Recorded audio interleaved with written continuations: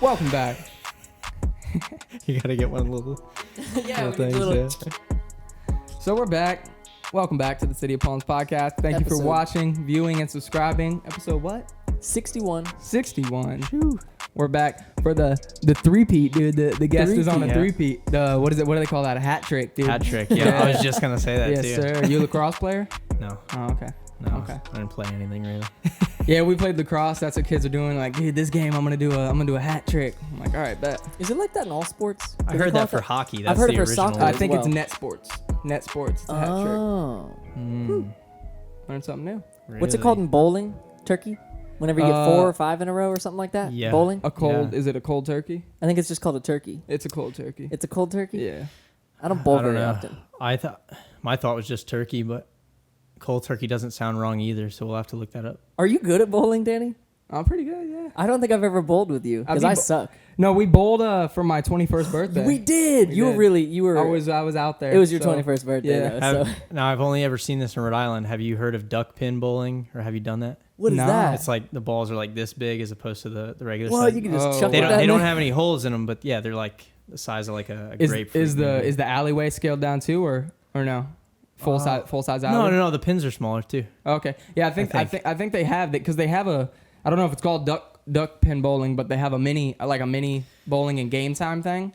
And the balls are this thing Yeah. like That's this cool, small, yeah. so you can zoom them, dude. I feel like I can get behind that easier because my thing with bowling is I'll be pretty good for the first like 20 minutes, and then after that I'm just like it just downhill because I just like start getting tired. It's tough. Yeah, you get easily fatigued. And then, like, Dude, the technique is you gotta find a proper ball. You gotta find a proper ball that is a good weight for you. Because if it's too light, it's not fair, really. And then you gotta have a good weight so you can get that momentum. mhm. And I'll the be- thumb I'll be hole on- size too. Exactly, You gotta write the, yeah. the Yeah. right Exactly. thumb it hole has to be so size. specific. Yeah. Mhm. And then I use like, I'll carry it with my other hand and then just use drop it and use Yeah. the momentum on the. Conserve that Yeah. muscle or be Yeah. ambidextrous. Aren't you ambidextrous? Mm-hmm. Wow. You can Yeah. use both arms. Yeah, I can. I for sure can. All right, we're I gonna have actually I write with my left and I bowl with my right. So What do you throw with? Like a my football? right. What? This is weird. Interesting. Yeah, and I punch harder with the right too. Like if I hit you with the right, you're going down. But a left still dangerous but you too. can southpaw. But a left still nasty too. Yeah, southpaw switch stance. A left. Okay. Yeah. The 4th episode we're filming from a bowling alley right now.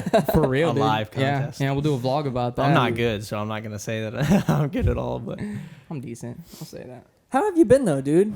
I mean, the world is a very, very crazy place right now. scary, man. It's very scary. I'm good though.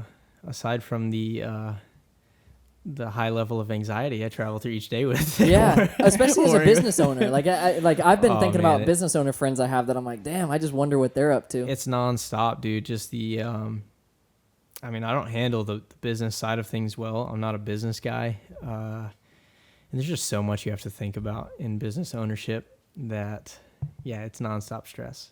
I go to work, I go home, and I just and think my brain does not stop at any point.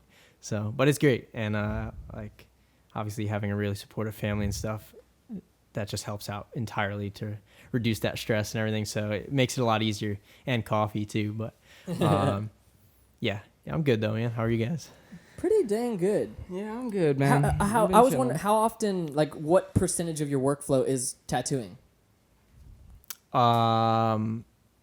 Is that like your main the main workflow? Are is you the tattooing part? saying comparatively to like art or just as or a just whole, the as a business side professional? of- As a professional, like, are you tattooing for a huge percentage of your workload? Oh yeah, that's majority of what I'm doing. The biggest factors for me are the tattooing, obviously, but the prep work that goes behind that is countless hours. Mm-hmm. And Yeah, if you hear Gohan, I apologize. It's a daytime podcast, so He's he's awesome. rowdy. he's just always up to I even something. gave him his peanut butter Kong. He's already finished it. Now he's back at the door. We probably gotta go. Yeah. yeah, I'll go let him out. Yeah, so we can continue this. Oh, stuff. okay. Yeah. So, yeah, the biggest thing for me, probably time-wise, is prep work. Once I'm in the tattoo itself, I'm just like zoned in, and time, I have no concept of time while I'm tattooing. It just goes by so fast. So that itself, I'll feel it afterwards on my body, depending on like how I'm sitting or Right. the amount of focus I exert during it. But the prep work is a lot of time. I mean, any tattoo I could spend easily 4 to 5 hours prepping it as far as drawing time and making a stencil and stuff like that Right. beforehand. So yeah, that's the biggest workload. Yeah. And does that go into every tattoo, or is there anybody that comes up with just like a yo, can you do this? So the only things that I'll do exactly as they are realism, portrait type stuff. Anything that's realism, obviously there's no sense in trying to redraw realism. It is what it is, and to tattoo it as it is, that's the way to go, in my opinion. And then logos. If it's a logo, there's no need to change it because it is what it is. That's true. So if it's anything like that, those are quick. I can have a stencil ready within 30 minutes of, depending on the size and stuff like that. But every other design, whatever concept's brought in, I make everything custom. So I'll redraw, and it takes, I've worked on concepts for 20 hours. I've worked on concepts for 3 to 4 on average, but it's a lot of time, man. Mm-hmm. It really is. So then personal art, what percentage would be the personal art aspect? So I really don't get any requests for like just art itself, like physical canvas art or logos or anything. I've done some in the past. I'd say in total I've probably made 10 logos for different businesses throughout my time in tattooing, but drawing for purchased art, I don't do any. Like art that I just do for myself is very rare as well. I try every once in a while to draw up a new shirt design for like my merch website, but it's pretty much just prep for tattoos and do tattoos. That's the majority of it. I figured that's how it would be. Which I that's what I expect too. Like I own a tattoo studio. I don't, so like that's the goal, and it's awesome. But that's definitely the highest percentage of whatever I'm doing. Yeah. And to speak of merch, I see the hat you got on, and I seen on your it was either your website or your Instagram that you've upped the merch game since the last time you were here heavily, right? You've got So this I had made at the mall. I just what? wanted the lettering stitch on quick because turn that off. I had a hat previously that just said this, and I had it made before I opened the shop, and it got all worn out, so I just wanted a new one exactly how I had the first one. So I went and got this done, but on my website, I use a third-party company, so what I do is just create the art. I upload it to the site. They do everything else, and then they basically just send me like whatever profit I make off each thing for whoever purchases, but they create it, drop ship it, all that. So it's awesome. So that's e-commerce? It's Shopify is what I use. Yeah. And I'm sure you're familiar with that, but it's just so nice to have the peace of mind of just creating the art aspect of it and uploading it. So I did make quite a few things to upload right off the bat with logos that I already had, and I'm constantly trying to think of new ideas for just something cool and simple that represents my shop and upload those. But I'm happy. I just like to look at it. So I don't really care if it gets crazy sales or anything. I just feel really cool having that option, so for sure. That's cool to make. That's sick. Yeah, that's sick, dude. Yeah, fuck yeah. You guys I don't know if I got a shirt from you yet. Did I get a No, because you needed large, right? And we only have small and medium, so you said to save one whenever we do I'm get a a large medium. shipment. I've got mediums right now, I think. Oh, I need one today, yeah, dude. I just brought them inside. So, did I already pay you? Yeah, you did. I send it? Okay, because I meant to, and if I didn't, then I was going to say, well, I'll do it. You today, did. but- I do remember. Yeah, so we've got Word. mediums, so Word. I'll slide Well, one I'm to glad you. because I want a shirt, and I Sick. didn't know if you guys had an online Let's store actually yet, put it on right now. So yeah. Cover up Iverson. no, I think there's some in my room. I'll grab them. Cool, man. No worries. How old is your daughter now? 3. 3? Nice. How's she doing? Very good. Yeah, it's amazing to see I never knew like the progression that kids make and how quickly, even from like newborn to even the first year, the amount of transition that happens, had no clue. But to see the level of just intelligence and receptiveness, like a sponge, just it's incredible, man. It really. I feel like that's the age, like the like 2 to 4 or 5 is when they really just learn all it's this scary, stuff. dude, and it's so impressive, and obviously it's like the saddest thing in the world too, just seeing how quickly. And my dad always told me life moves at the speed of your age, and I feel that now because I'm about to turn 27, and it's just like it's every year it's faster and faster, and it's really scary. And I have a lot of I just have a lot of moments facing my mortality, even in younger age like this. I'm just like, wow, we're like, it's just not stopping for any of us, and that it's super scary. And I love it. And obviously in the day-to-day tasks, it's not something I think about, but I sit down a lot and try to like reflect on things. And that's one of the biggest things for me. I'm like, man, my dad was right. Dad. Yeah. I feel like your Yeah. parents always tell you things that you're like, yeah, whatever, because you don't realize it, but then it sneaks up on you. And Right. 100%. Yeah. I have found 3 white hairs in my beard over the last year. I'm like, damn, life stressed me out. Yeah. That's opening Yeah. the business there. 3 gray hairs. Man, it's crazy. Yeah. But no, it's awesome. And I like seeing the things that she's interested in and the things that she excels at, even at this age. It's so impressive, man. Yeah. Impressive. Yeah. Neither of us are parents. I mean, we have like nieces and nephews who are like young children and stuff, but you still have a couple years before she would be going to kindergarten. But how has the state of the world influenced your thoughts on like schooling and stuff? My wife and I had talked about this a long time ago, and the school concept in general is so scary to me. I mean, especially now, like I feel like life is just so far on a downhill path in almost all aspects. I'm talking on like the national or global scale. I feel like society as a whole, is so downward, and the things that should be revered and the virtues and all that are not revered. And so it would have to be a damn good school, and like I would have to feel really comfortable.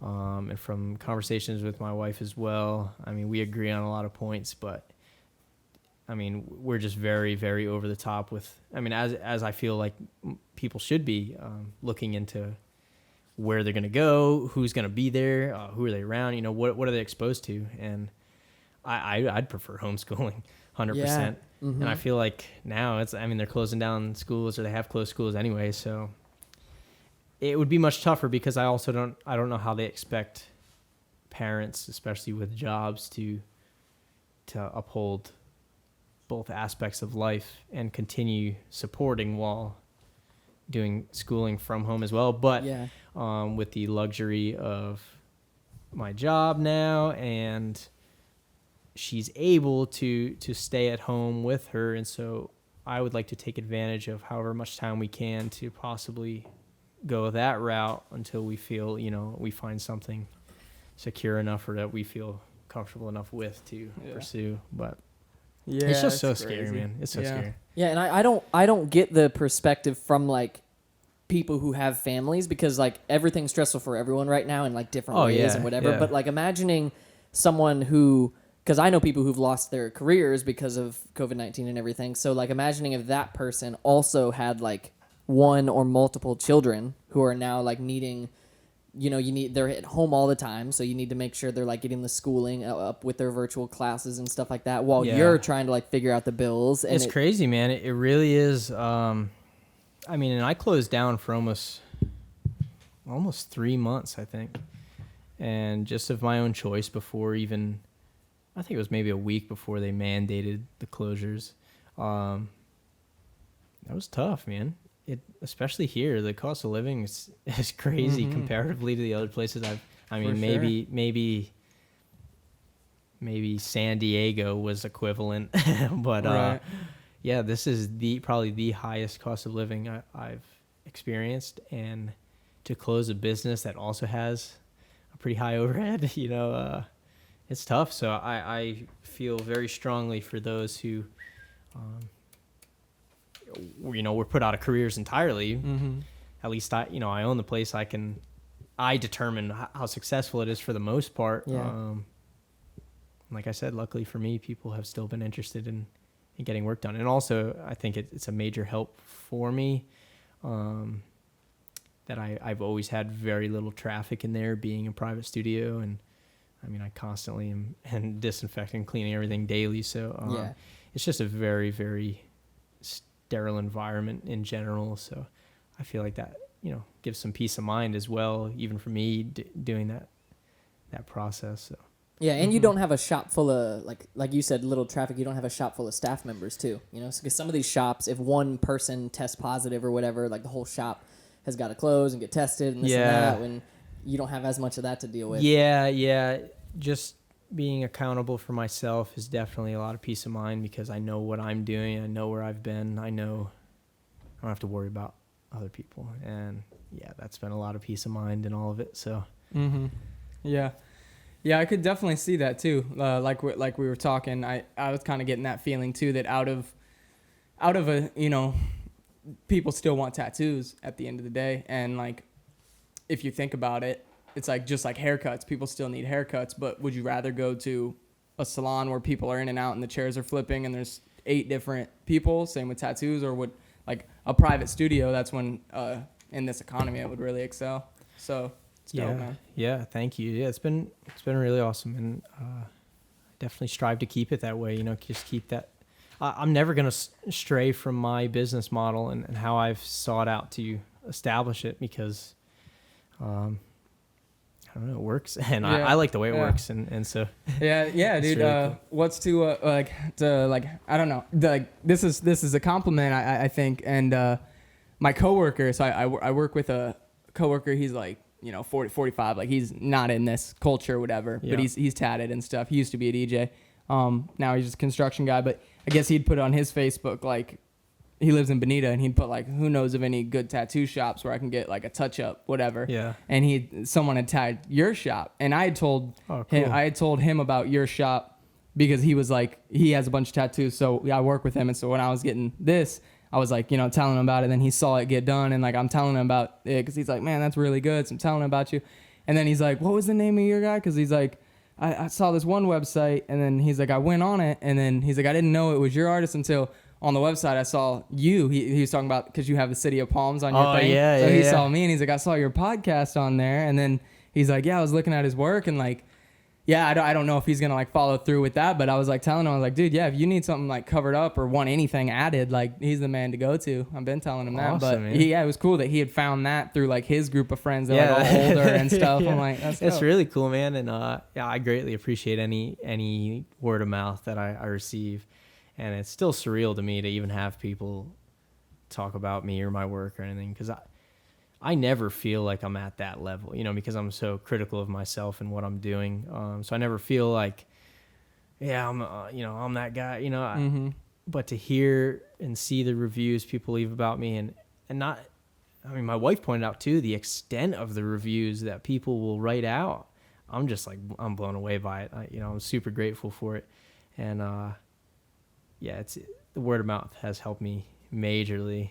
That's sick. Yeah, keep doing your thing, bro. And your marketing strategies are working, whatever you're doing. Yeah, because I feel like with tattooing, like anyone who's out to get a tattoo for the first time or any time after that, it's like, especially if you're going to a new artist, you need to have such trust in that and like comfort in that person. Oh, for sure. And so like that first interaction you have with them, whether it's a consultation or the actual tattoo or whatever, like that's gonna determine your whole perspective on that person. And going into your shop, it's a very comfortable, relaxed environment, and because it is a private studio, it's like an ease of mind. You know That's what I mean? awesome. I appreciate it. And I say one, but it's multiple things. Just the philosophies that I live by really is, I treat everybody the same. You come in, like, I'm going to talk to you very real, give you honest feedback about everything. And another big thing that, once again, I don't know how big of a difference it makes in the scheme of things, but I don't compete with anybody. I'm not out here to, I just do what I do. I stay as real and true to myself in the process and in how I interact with people and tattooing as possible. And it works. I'm not going to change it. I'm not going to do anything differently. And I really do enjoy the art aspect of it. Obviously, it has to be a business because of life in general. But I just put 100% of myself into every person, every piece that I work on. And I really just don't leave myself any room for separating from that, So it works. That's dope. Yeah, I can say it a million times. I'm not going to stray from what works because there's no point. I feel like when you get to a certain, whether it's level of success or something, sometimes the biggest downfall is saying, well, what else can I do to step outside this and change it, and then you change it to something else, and then you realize, oh, well, not only did I take a step back, but now the people who saw me change, maybe they don't want to, and so. Especially if the reasoning behind that like evolution or change is seeking like a bigger income or like more popularity. If you're doing it because you genuinely want to evolve as a human or as an artist or whatever, that's one thing. That's but different. It needs to be on that like natural path of where you want to go. Nothing can be, in my opinion, nothing can be for money. You can't use that as a motive, because money doesn't have. It's ironic, but to me, money doesn't have value. It's just a means to an end. Exactly. I want my life to be enjoyable and stable, and I want to provide for my family, but I don't care if I don't want to be a billionaire. I don't have any interest in that. And that's pretty much it. Like, yeah, I'm not going to use that to change myself or whatever, and I'm not going to pressure anybody or induce pressure in my process to people to try and get you to come spend money. I'm not about that. If you want to come to me, cool. If you don't, all right. And I don't ever claim to be the best. I don't ever claim that, anything of the sort. And I know that there's other great artists out there. And, so I just, like I said, I do what I do, and cool. That's it. Yeah. Leave it as it is. Yeah. What's the saying? If it ain't broke, don't fix it. Exactly. Yeah. 100%. And I've come to like, as you grow up, you kind of realize this as a person or whatever person in society. You realize if you are just who you are always, and just you do the things that you enjoy, and you just live your life like based on your character inside. If you just do that, life becomes so much more easy because you don't have to care about what anyone thinks about you. You don't if people aren't your friend anymore because they like don't like that you think that way or whatever. It's like, okay. And you can just continue going. Dude, you know what I mean? You're hitting the nail on the head. Once again, I recently, and I'm constantly developing. Like I said, I take a lot of time for introspection and looking at myself and what do I want to be, or how do I handle certain things, or how do I what am I doing? What's going on in my brain, and why do certain things cause certain reactions or whatever. And just maturing into that mindset of really not caring about anything except things are your priorities, not worrying about your reputation, or obviously you want a good reputation, but that follows with, like you were saying, if you have a moral compass, if you're just doing the things to be right and that you want to do, it's gonna bring it's the law of attraction. And I don't care anymore about, I know what's important to me, and I don't care about opinions. I don't care about... Or like rumors or something. Like a rumor says that you're like this. It's like, okay, I'm not like that. So yeah, you can find out for yourself. And with an interaction, you can tell how somebody is. If you have any sense of like just character or energy or anything, you can tell how a person is. But yeah, I just don't care, and it's brought so much peace of mind. And especially... and we've had a conversation recently kind of talking on I'll just say on the side of, some things that you might struggle with in life. And when you change how you react to those things, it has a huge bearing on how you act in general. Mm-hmm. So your reaction becomes an action in a different direction. And it's just, you can, I don't go crazy over anything anymore. It's... Yeah, it's like that whole thing of... reacting versus responding. Yeah. It's like if there's so many people who just have that like reaction, and that's if you have a calculated response to things that happen, then it's just my wife made a really good point recently. In the full scheme of things, and this will tie into what we talk about later as well, in the full scheme of the world, and not even just the world, the galaxy, the universe, everything that we don't know, the unlimited boundaries of life, how minute are the things that we stress about? Oh, for real. We were just talking about that the other day. How I talked to a guy recently, and obviously I won't disclose any further information about him, but it was a guy who had a very tough experience, and I'll just say it was a very an insight into how quickly life can change or life can end. I'll say that. And I was talking to this gentleman recently, and you don't expect things to happen to you. Everything is sort of just surreal. I mean, it's kind of like a movie. We watch other things on Instagram or Facebook, and you see all these things happen around the world, but you never feel like, oh, that can happen to you. And so when it does, especially, or you talk to somebody who's been through it firsthand, you realize, wow, we're ants. We're another analogy by my wife.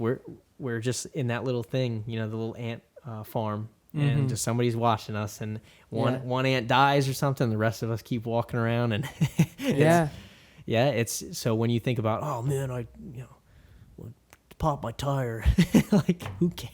Who gives a fuck? There's way bigger problems for sure. Exactly. Or my significant other doesn't want to do that, just stupid stuff, and then you realize, wow, life is way more important than it was. Even to the little things, man. Me, I'm a driver. I like driving, and these people in Southwest Florida don't know how to drive, bro. They want to drive 30 in a 45. Oh, it's crazy. It's crazy. So I'm getting mad, and I'm like, man, come on, man. And I'm a lot better with it now, but it's like, getting so mad, getting so worked up, dude. I used to raise hell on people, like flicking them off, and then it'd be like, oh, grandma, I'm like, dang. And then so you realize as you go in life, but like I said, I've gotten better with it, but it's little things, for sure. You're just like, why am I getting mad in traffic? Yeah, because all you're doing is shortening your lifespan. Yeah, because of how much stress affects your body. That's all you're doing. You're taking time away from yourself. And earlier you said law of attraction. It's like that's exactly what it is too. Is if like, for example, I sometimes get really frustrated when I'm like running late for work, so I'll like speed there. 5 minutes late, I'm like, damn it, starting the shift off like on a bad note. And then if I keep that energy throughout my whole shift, it was then a bad day. When if you just like hit that hard reset button. Because then everyone you interact with, if someone says something in their mannerism, then you take it however, it's going through a filter. It's going through your filter of anger or stress or whatever, and so it translates. And then, I react because I think you're being an asshole now, and they're really not. And now they become, so it's just a cycle. Spreads. So it really does. It's a chain reaction, and that's how it happens. And if you're more worked up like that, I've noticed you're bound to make mistakes. You're bound to be more clumsy, or 100%. If you're pissed off, if you drop something, well, then you're even more pissed because now I dropped my drink or something. And it just keeps going, and it's not worth it. The power of like I think I've heard it. The tongue is like the rudder to a ship. Like everything you say. Oh, go home, please be careful. Knock it over. Everything you say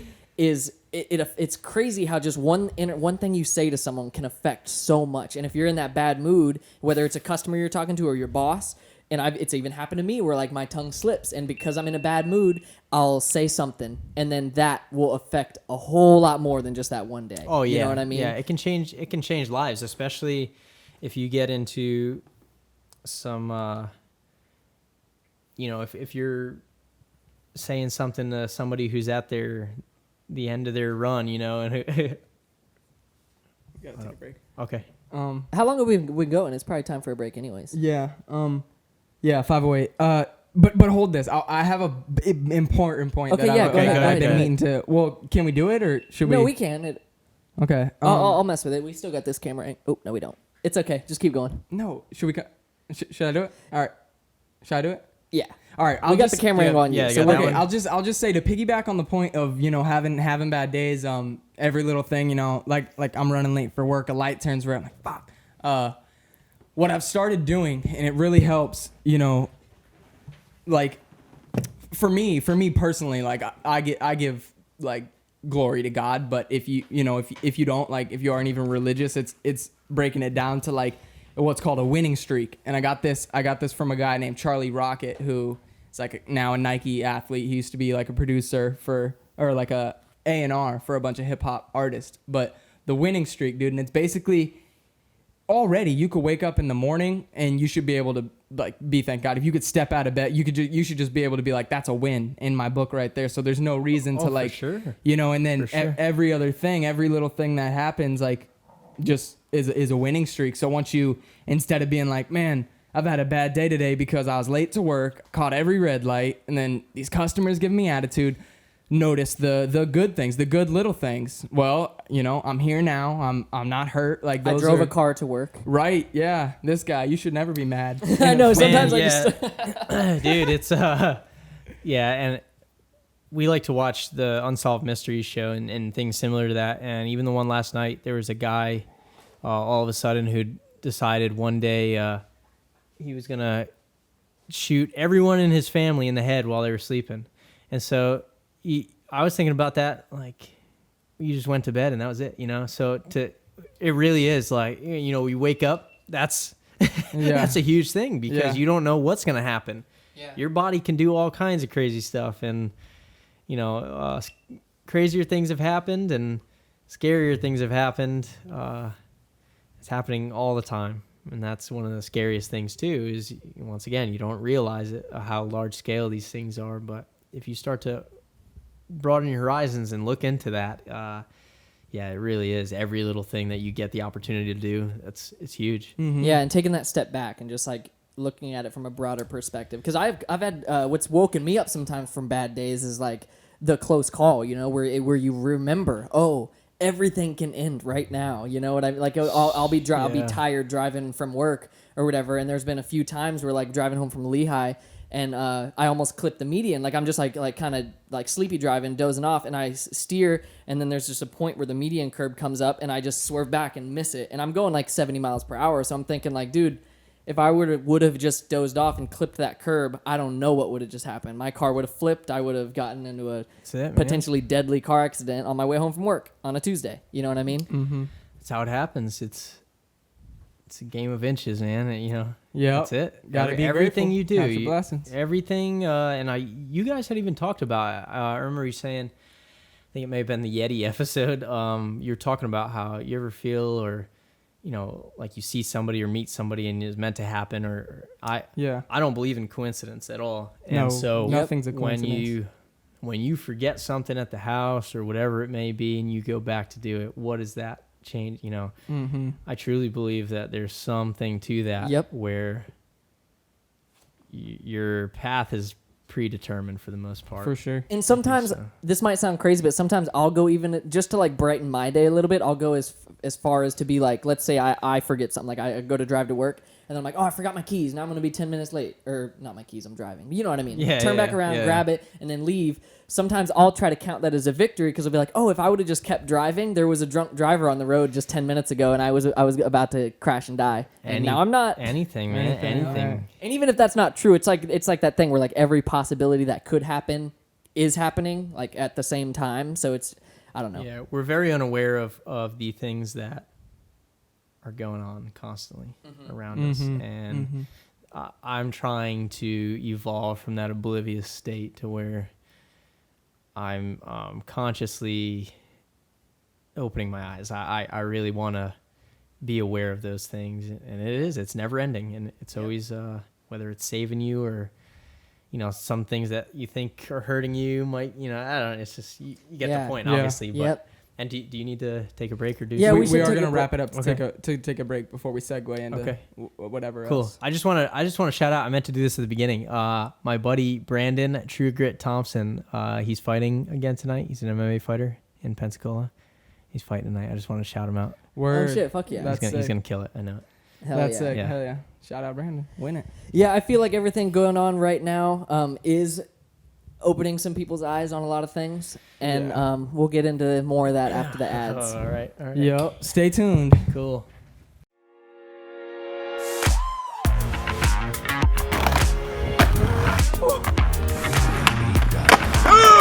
Yeah.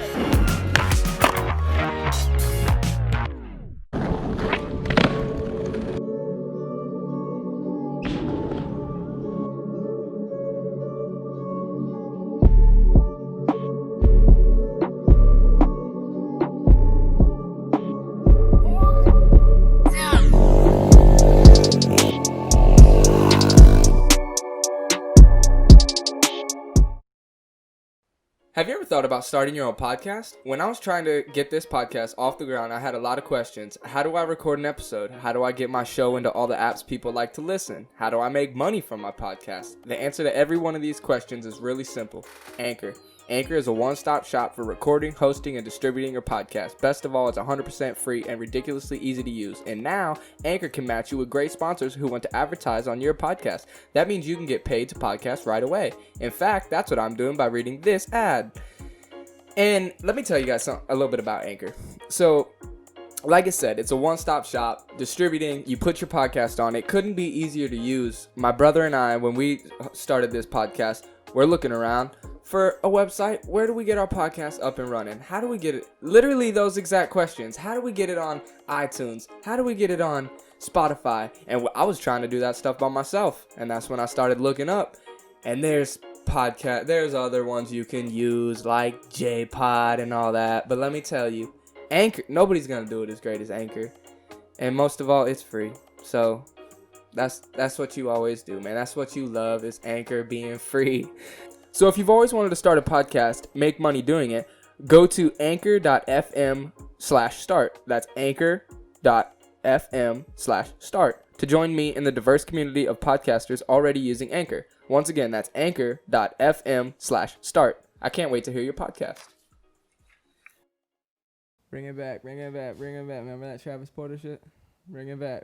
You get. You remember it?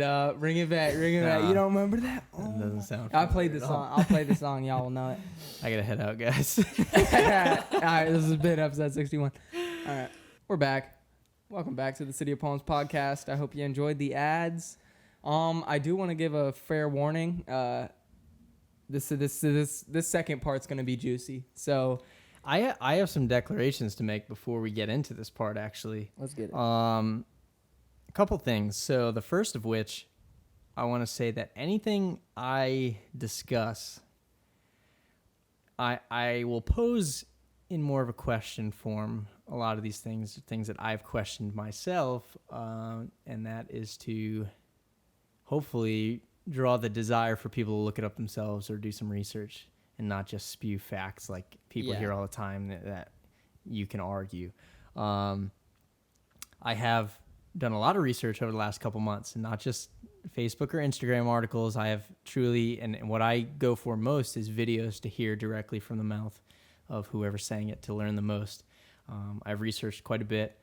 The things that I will address are merely observations that I've made and things that I have come to believe entirely. So these are my beliefs. And I will also say that you can argue fact. You cannot reasonably argue someone's opinion or belief. And so I will put that out there. So don't message me and say, no, I'm wrong. And all this is my belief. This is what I believe. And I'm allowed to believe that entirely. And my belief's not going to change because everything ties together to this. Additionally, you've seen The Matrix, I'm sure, right? So you remember the red pill, blue pill scene. Okay, so it goes into that, all right? And I also have a tiny excerpt, and I'll let you say whatever you're going to say, a tiny excerpt from one of the movies, because I'd like to get into some of what you saw on the Instagram about movies.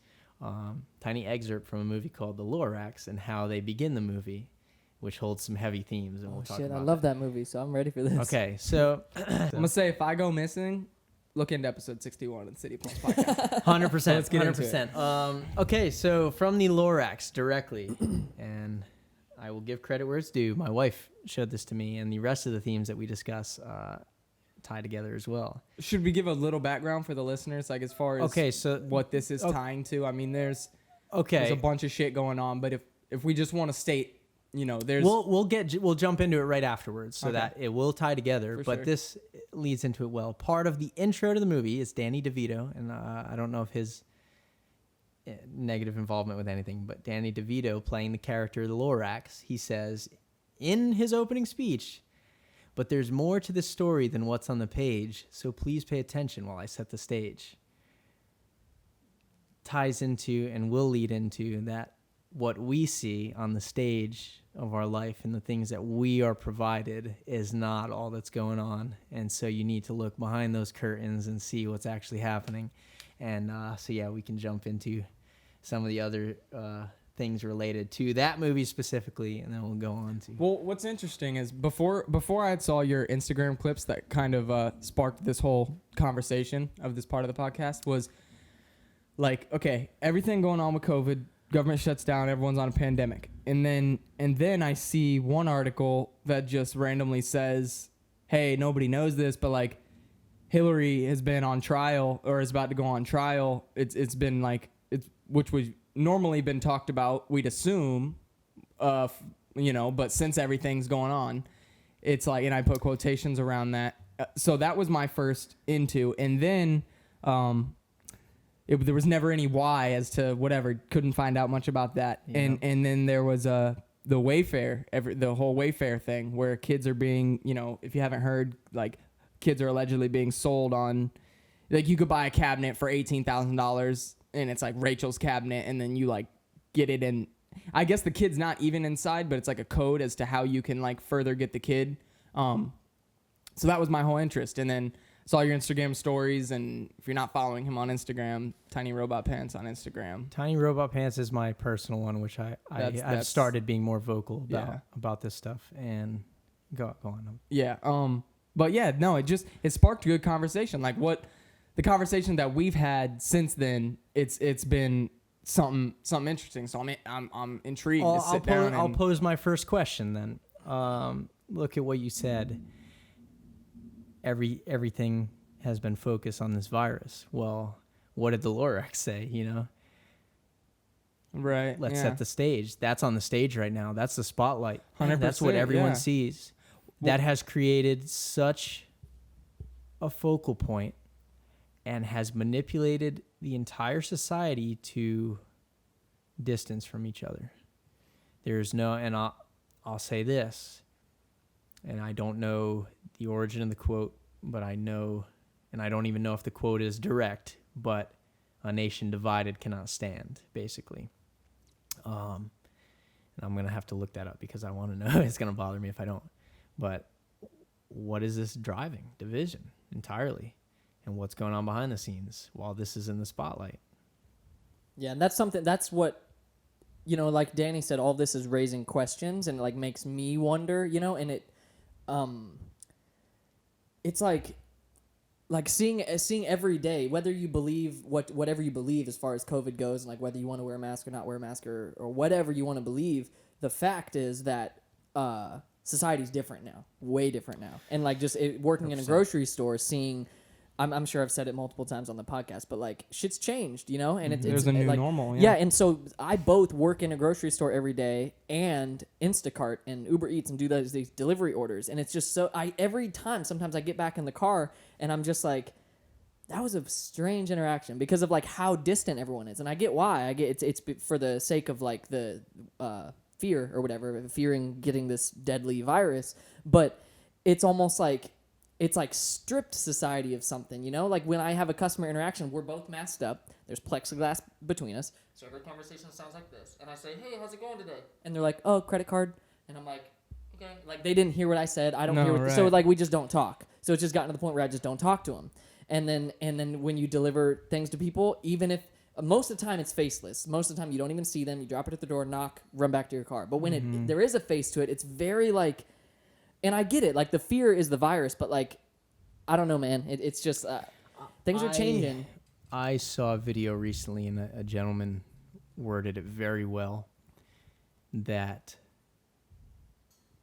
and once again, I'm not saying I don't believe there to be a virus or, but either way, it has transformed our society and manipulated the thought that you're not walking down the street and seeing Danny or Brian anymore. You're viewing people faceless. You're removing the individual features from a person, and you're viewing them as vessels of bacteria, I believe he said, or vessels of infection or virus. That's all they are. And each person now has become, they're treating others as enemies rather than before you even, because there's so much, like you said, fear. Why is there? It's never been on this scale that I've seen in my lifetime. Why? Yeah. Why is that being happened? Why is that happening? And why has society transformed so much. I'm not talking about, precautions regarding an illness.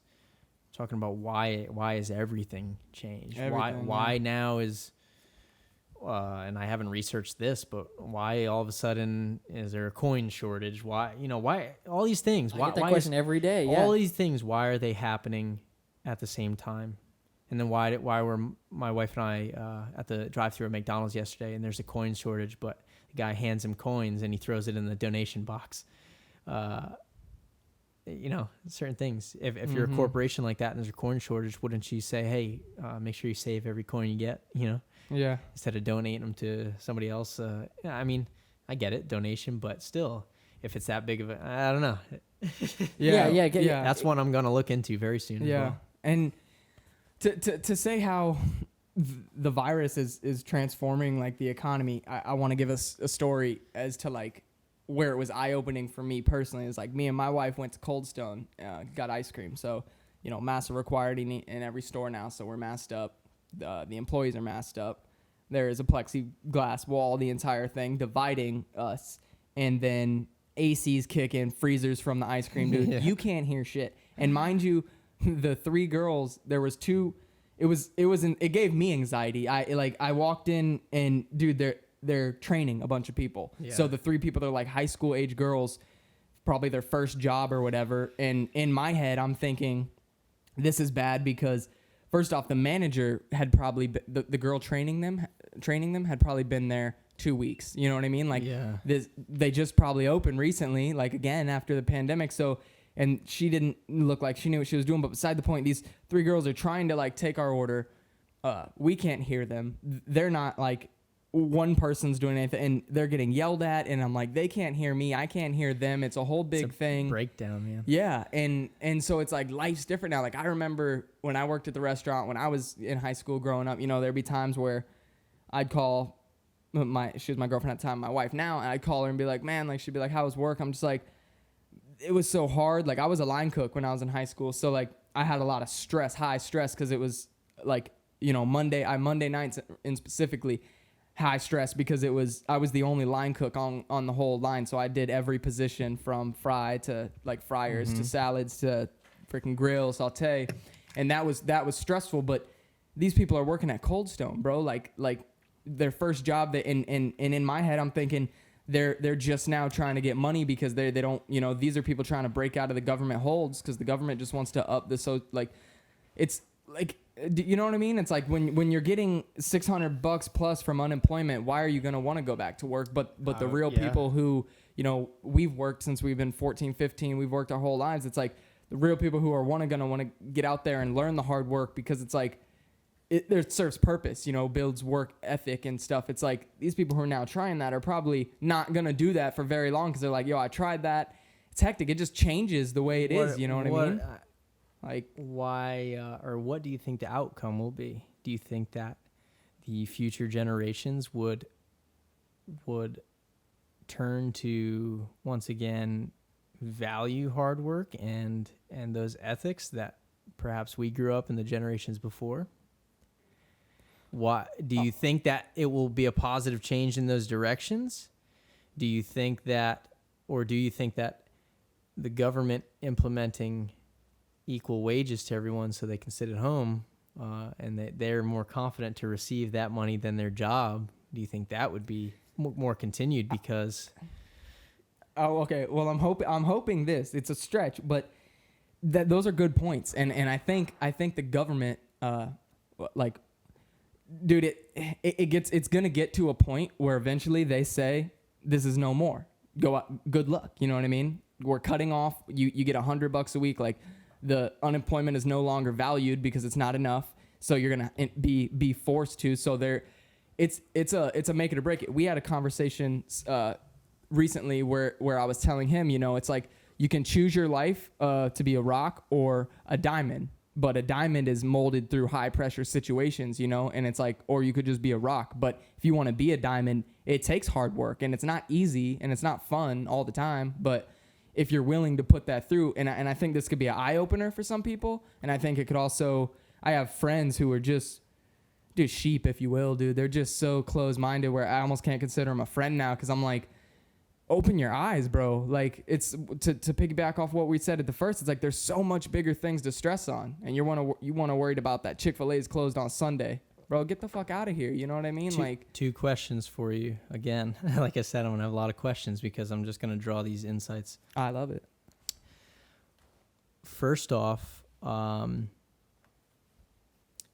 what government system implements the equal wages for everybody across the board, and how has that type of government system worked out in history? And I lost the other question here. It was directly off what you said. Oh, and what do you think the majority agree? Which side do you think the majority falls on as far as, we'll say, sheep or the wolves of our society? Where do you think that the greater number and percentage lies? That's an interesting question. And I don't know if I quite have like the answer to the second one as far as where the percentage lies. Because I've met people in my life where I've been like, well, I would probably say, I'll say belief. What do you believe? Because, obviously we don't have statistics and facts and numbers in front of us. I would want to easily believe then that most people are controlled sheep, because it's like, you could think back to the toilet paper thing. Why were we buying toilet paper? Dude, I made a comic about it. People like, literally came to me at the register and they're like, what's this toilet paper rush about? And I was like, I don't know. You just bought 3. What? Right, you don't know? Dude, Yeah. yeah. And that's another really good point. And it's more easy to judge based off the personal interactions that you have on the percentage, because obviously we're living in the realm of our life. There's a circumference to our personal lives. And so based off my experience, I'd say the percentage is larger into the sheep side of it. Why are people, including us, to a greater extent of our lives, why are we so quick to do whatever the government tells us to do? Why are we so quick to do what we see other people doing? Why do we trust people that we've never met to have our best interest at heart and to provide things to us that will progress our lives? Why? And it's because we've assumed that they have the best interest for us. Because they're running. It's what we were they're taught. running. Yeah, exactly. Yeah. Everything that we know is learned through whatever means that we were taught, and that was taught to our parents or whoever taught us, the teachers, everything. A lot of it, especially with school, I feel is useless. How much information do you use from school, from high school, None. middle school? None. Hated school. So what is... Never paid attention. Christmas tree at every FCAT. Every important test. I really did. I couldn't sit there. I hated it. Yeah, I was the same way. And why... Yeah, just why do people do that? And why is that mob mentality being taken advantage of? It sucks, and I think it's ultimately from the people pulling the strings. I'd like to say they do it so we fall in line, so we fall accustomed to owing them when we get out of school. We owe them until the time we die, and like so we can maybe retire by the time we're 63. To like, what is that? You know what I mean? The system has it set up where they're like, work for a majority of your life, and then by the time you're old and withered, you're gonna get a social, or you retire and have your 401k. Yeah, and when it's you like, can't do shit. And why do the people that make those rules make so much money? Yeah, exactly, dude. Us to the whole thing with the stimulus bonus, they gave out. The government gave out $1,200 to each individual person, which was cool, but nobody saw how much money the big businesses were getting. Nobody saw how much money was getting thrown into Pelosi's pocket or whatever. It's like they were doing that so they got more ultimately. Yeah. And what did we see? We saw new regulations of how to live. Yeah, we saw a complete breakdown of society that's still continuing. Yeah. And if it continues already, dude, taxes we think shit's expensive now, bro. Wait till we have kids, or that's what I'm scared about, because the stimulus money is intended to continue to fuel the economy while people are not making an income. But I'm worried to see how because that's how if the economy goes the direction of everyone, so many people, I don't even know the percentages, but imagine how many people are now on unemployment and how many people are relying on government welfare to survive and pay their bills. And like you said, that can just be cut off in a second. Then what's going to happen? You know what I mean? And especially, I don't know, I'm not going to like subscribe to the idea of like they're moving us towards a cashless society by restricting coinage and stuff like that. But if that is where the direction goes, that's what scares me. Some more questions. Why? Okay. Or I should say, what do you think the outcome will be of? Once again, I know we just talked about a lot of it's pretty useless, but still it holds some value as far as schooling goes. What do you think the outcome will be of schools being closed, younger generations not receiving education, people becoming reliant upon government assistance, possibility of that government assistance being taken away, but then an uneducated generation that doesn't know how to provide for themselves or have the means to get hired or any of these things to jobs that make money? What do you think the outcome of that will be? And who do you think is going to come out on top? The people who already are, perhaps? That the billionaires. And why are there billionaires? Let's ask that question. Another great conversation with my wife that we get very in depth on. Why are there billionaires? Why is there this massive separation? And I am a firm believer your work ethic should determine your success. Yeah. I think we can all agree on that. Mm-hmm. Why is there such a vast separation though? It's not even close. I feel like no one in my life I know has been rich. People I've met that make even a couple $1 million. Why is there that? And then all of a sudden you have this jump to companies that I just saw, I think Mark Zuckerberg's net worth or something, it jumped to 400 billion or something. Why is there that giant separation? Yeah. That can't be overturned in a lot of cases. From what, once again, I'm not going to speak any facts. I'm not going to say it as if it is fact for the time being because I'm just questioning. But in a lot of those cases, I've heard that those people are less upheld when it comes to tax payments and everything. So why is there this massive separation? Mm-hmm. Yeah, it's the 1%. It's complete manipulation. And I will say it again. I know I said it on break. I believe our entire life, society, everything is scripted. I don't think there's anything that happens that isn't intended to happen. And it makes you think, we've all heard of textbooks being written by the victor, like the winner of the war writes the textbook, obviously, because the opposing side's dead. Yeah. And it's like, especially in this country, I'm not going to speak globally, but like especially in the United States of America, imagine how different our textbooks are and just our whole curriculum of learning compared to like another country or just compared to the truth. You know what I mean? Of like everything we know and we've learned has been taught to us from an entity. And now a lot of what we learn is things we look up on Google and social media, particularly Facebook. A lot of what is, and we've talked about this on the podcast about how creepy it is sometimes what is fed to us because social media knows everything about us. Our phones know everything about us. And so they already chipped us.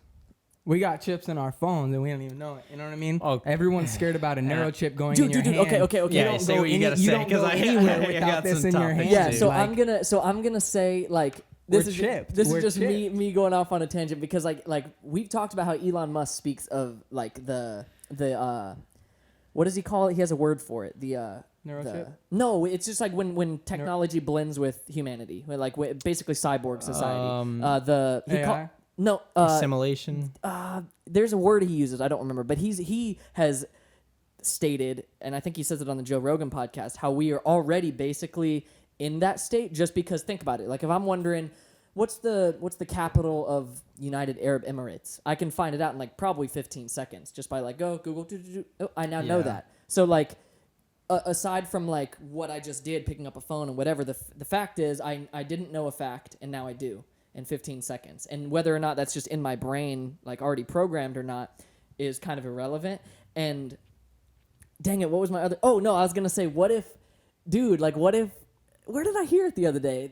What if Elon Musk and like his whole operation is like the next wave of humanity, like because he's gonna be the Prince of Mars. Where did I hear that? He was called he's gonna be the Prince of Mars, and with the second that he allows that chip to, or that like he's talked about the chip to be implanted or whatever, make us one with technology. Like the person I heard this from is gonna do it immediately because he believes that Elon Musk and SpaceX, he's gonna just dip to Mars and be like, he already knows what's going on. Because I would want to hear what you believe on where people like him stand in the whole grand scheme of things and the agenda. Well, hold on. I want to back up. I said though. a lot there, yeah. Yeah, I want to back up because at the beginning of what you said, you know, the winner writes the book. So ask yourself though, like if you're listening to this and you're thinking that we're like wrong or you're getting mad because you like love the government and you freaking you watch Fox News every night at 6, ask yourself just what he said. The winners are the ones that come out on top and are the ones that make the difference. Why? Then why is like the Confederate flag even a thing? Because they lost that war. And so why is there praise behind, like, you know what I mean? It should be like, and it's because there's still people like standing for that, but it's like, why can't you get past that one? Like, it's the same thing with like not to get into like something else, but like, you know, with the Germans and the Jews, it's like the Nazis, it's like, if you have a swastika on you, you're gonna get hit, banned, like, you know, every way. Like, that's terrible. If you can't even talk about it in school, you couldn't draw it on a piece of paper, you go straight to ALC. Like, it's like, but people can be racist, and it's, but why? When the Confederates lost that war, why is there like a lot of questions to ask yourself? Why, man? Because dude, America's fucked, bro. Like, the government, it's so shady, so shady. I wanted to, man. I had. Sorry, we just. No, you're good because I'm glad that you go off. This one's gonna be a lot of tangents that go off on. Yeah, we'll try to tie it all together. So, what was I getting into? Because I started with textbooks and technology, cyborgs. Oh, the chip thing. So, have you ever listened to Edward Snowden speak on Joe Rogan's podcast? Mm-hmm. So yeah, you already know anything that has a smartphone is constantly connected to the nearest cell phone tower. You're already tracked in every way possible. I want to go back to the movie concept and discuss some of those for a little bit. One of which being the Manchurian Candidate. Have you seen that movie with Denzel Washington? Mm-mm. Okay, so I also want to throw out the documentaries that I recommend watching. First of which we were kind of touching on earlier, the Fall Cabal documentary. It's by a page called Disclosure Library.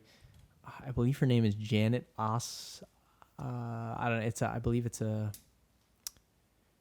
somewhere in the Netherlands. Her name, you know, she originates from, and I don't know how to say it. Osbard, I think it is. She made this documentary, a 3-hour-long documentary. It's 10 parts on YouTube. Fall Cabal. Watch this documentary. Watch it with an open mind. I think everything should be done with an open mind, and you should be able to have these conversations. Another one. Have you ever heard of MK Ultra? Yep. Got the whole PDF on my phone. No, I don't. CIA. I'm sorry. Yeah. I mean, yeah. They're like, yeah, we made it. So, you've heard of MK Ultra? No, I think you've told me about it a little bit. So it's real thing according to these documentaries and stuff, and involved basically creating this through means of brainwashing, creating a soldier who would commit heinous acts with no memory of committing those acts. That was the goal, and it was called the Manchurian Candidate. That's what they were trying to create. And there was a movie based off that with Denzel Washington, and he was microchipped, you know, and I want to rewatch the movie because I watched it when I was way younger. That's a real thing too. And there's also something that ties in with celebrities that supposedly could MK Ultra still be a real thing with people who are on those superstar statuses. Might be something to look into. And going back to the movies real quick, let's look at the Lorax first off, okay? I love the movie too, and I love Danny DeVito. And just the whole everything. It's a great movie. I love it. Let's look at the themes, and I'm going to talk a lot about the themes in these movies. No, wait, is this specific to the film or the story in general as like a book and everything? No, the film. Okay. I am not familiar with most of Dr. Seuss like writings or anything, but I want to look into him as well and his background. But I'm going to talk about the themes of these movies because, and I've heard a lot of people, you can interpret how you want, blah, blah. There's no denying what the theme is of a movie if it's right in front of you, you know? And I look at everything from a very common sense, objective point, and it's hard to dispute that these themes are real, and this is what they're promoting in a children's movie. And to me, a lot of the shit that I'm seeing should not be for children. Even the stuff that I watched as a kid, it's no reason it should be. So you got a gentleman who goes in, for his invention, cuts down the tree, and the Lorax comes down. He's the defender of if you haven't seen the movie, he's the defender of the trees. He speaks for the trees.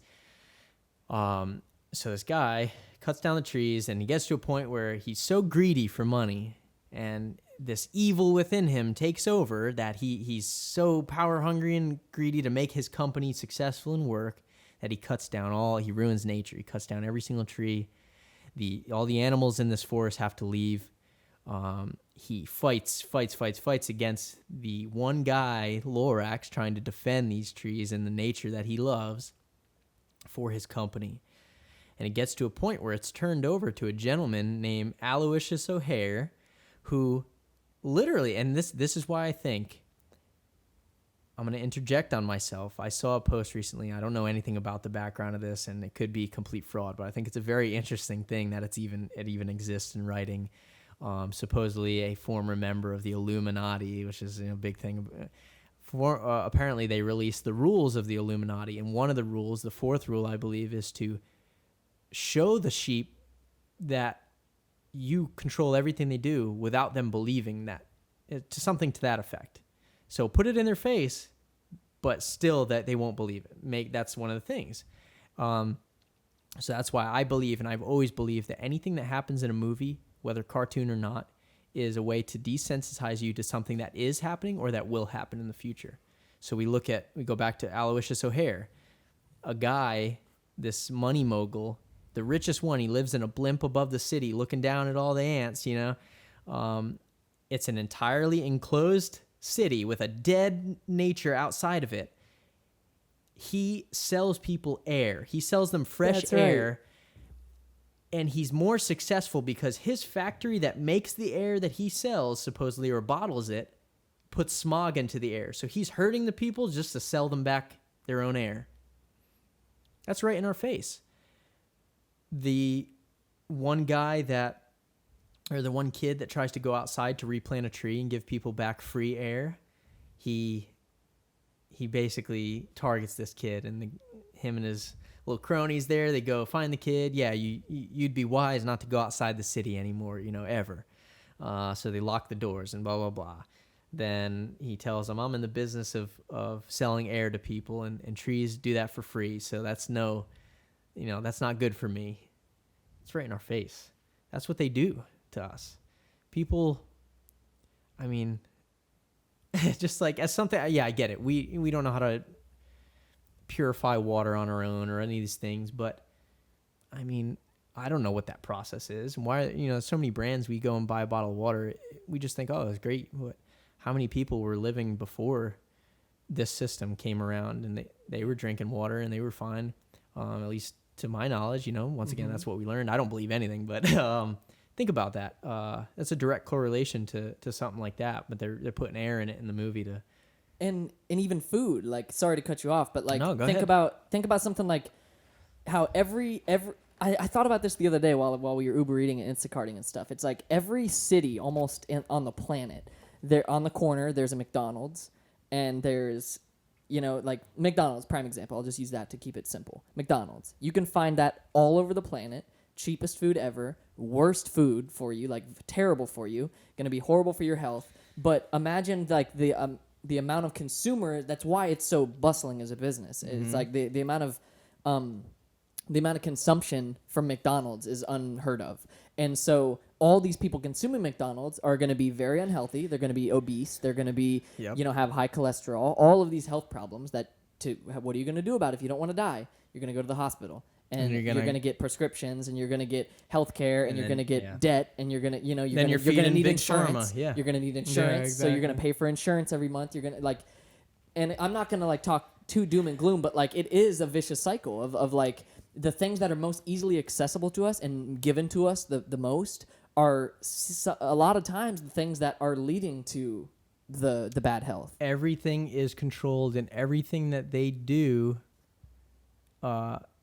in those realms, whether it be pharmacy or whatever, just makes them money, and that's why it's so prominent. And we don't question any of it, and we just go about, it's normal to go to CVS and get whatever. And it's right in our face too. And I think I love McDonald's. I eat McDonald's pretty frequently, especially with my job. If I get off late or something, me too. That's what I'm gonna eat because it's fast and quick. Yeah, sure, it is convenient, but I also think there's got to be something in there that makes you want to go again. Because every time I eat McDonald's, I'm the next day I'm man, that sounds good again. Even the smell, dude. You have a craving for it. Yep. There's got to be some type of thing in there that attracts you. I believe it entirely. And do you have any other thing? Because I'll go into the next movie. The otherwise, last thing I was gonna say was I guess that was it. It was no. Well, imagine from right now if we tried to make a cheeseburger or whatever, dollar menu cheeseburger. Mm-hmm. Imagine the process of creating the things you would need to make a cheeseburger, opposed to the things you would need to make a way more healthy whole foods option, like a salad or something like that, or anything with avocados. You know what I mean? I feel like it's just weird to me sometimes how cheap it is to get the worst, most processed food when it's bro, the amount of processing costs money. All those machinery you need to make. Granted, it'll be efficient in the long run because we have a machine just to squeeze out whatever part of the cow you can to make the burger. But but if it was restarted and it was okay, here's your little crop, or here's your seeds that you get to grow some onions and peppers and lettuce, and then you can make a meal that will then feed your whole family for $10. Every day we're getting slapped in the face with these things. And going into the next movie, and I have a little small list of the ones that I want to touch on that I've seen recently, because once again I'm still pretty new to the researching of this, but these are things you can actually watch, and they're right in your face too. So next one is Hedgehogs. It's a movie. It's on Netflix. It was a team effort between China and America. Came out in 2016, and my wife showed me yesterday, and you can even find a clip on your phone. So once again, do your own research, look into it. They talk about there's a virus in the movie. Came out in 2016, and it shows it as a respiratory virus on the news, and they're closing down parks and doing all these things. Came out 2016, this movie. And that's not the only example. I've seen other examples of where it's almost exactly what's happening right now. Exactly. I believe in pre-planning. I believe everything is pre-planned, not to just a year or so in advance. I think it's a whole layout for years and years and years. Another one, this is a cartoon called Home. This is on Netflix too. These are very brief little descriptions, but they're everywhere. This cartoon, we're watching it, and there's a scene. And this ties into, once again, because I know I hadn't mentioned it, this ties into the themes of, subliminal messaging for pedophilia, pedophile symbols within children's movies. These are some of the biggest things that I've noticed. And just sexual themes overall, which I feel are to try and desensitize kids to those ideals.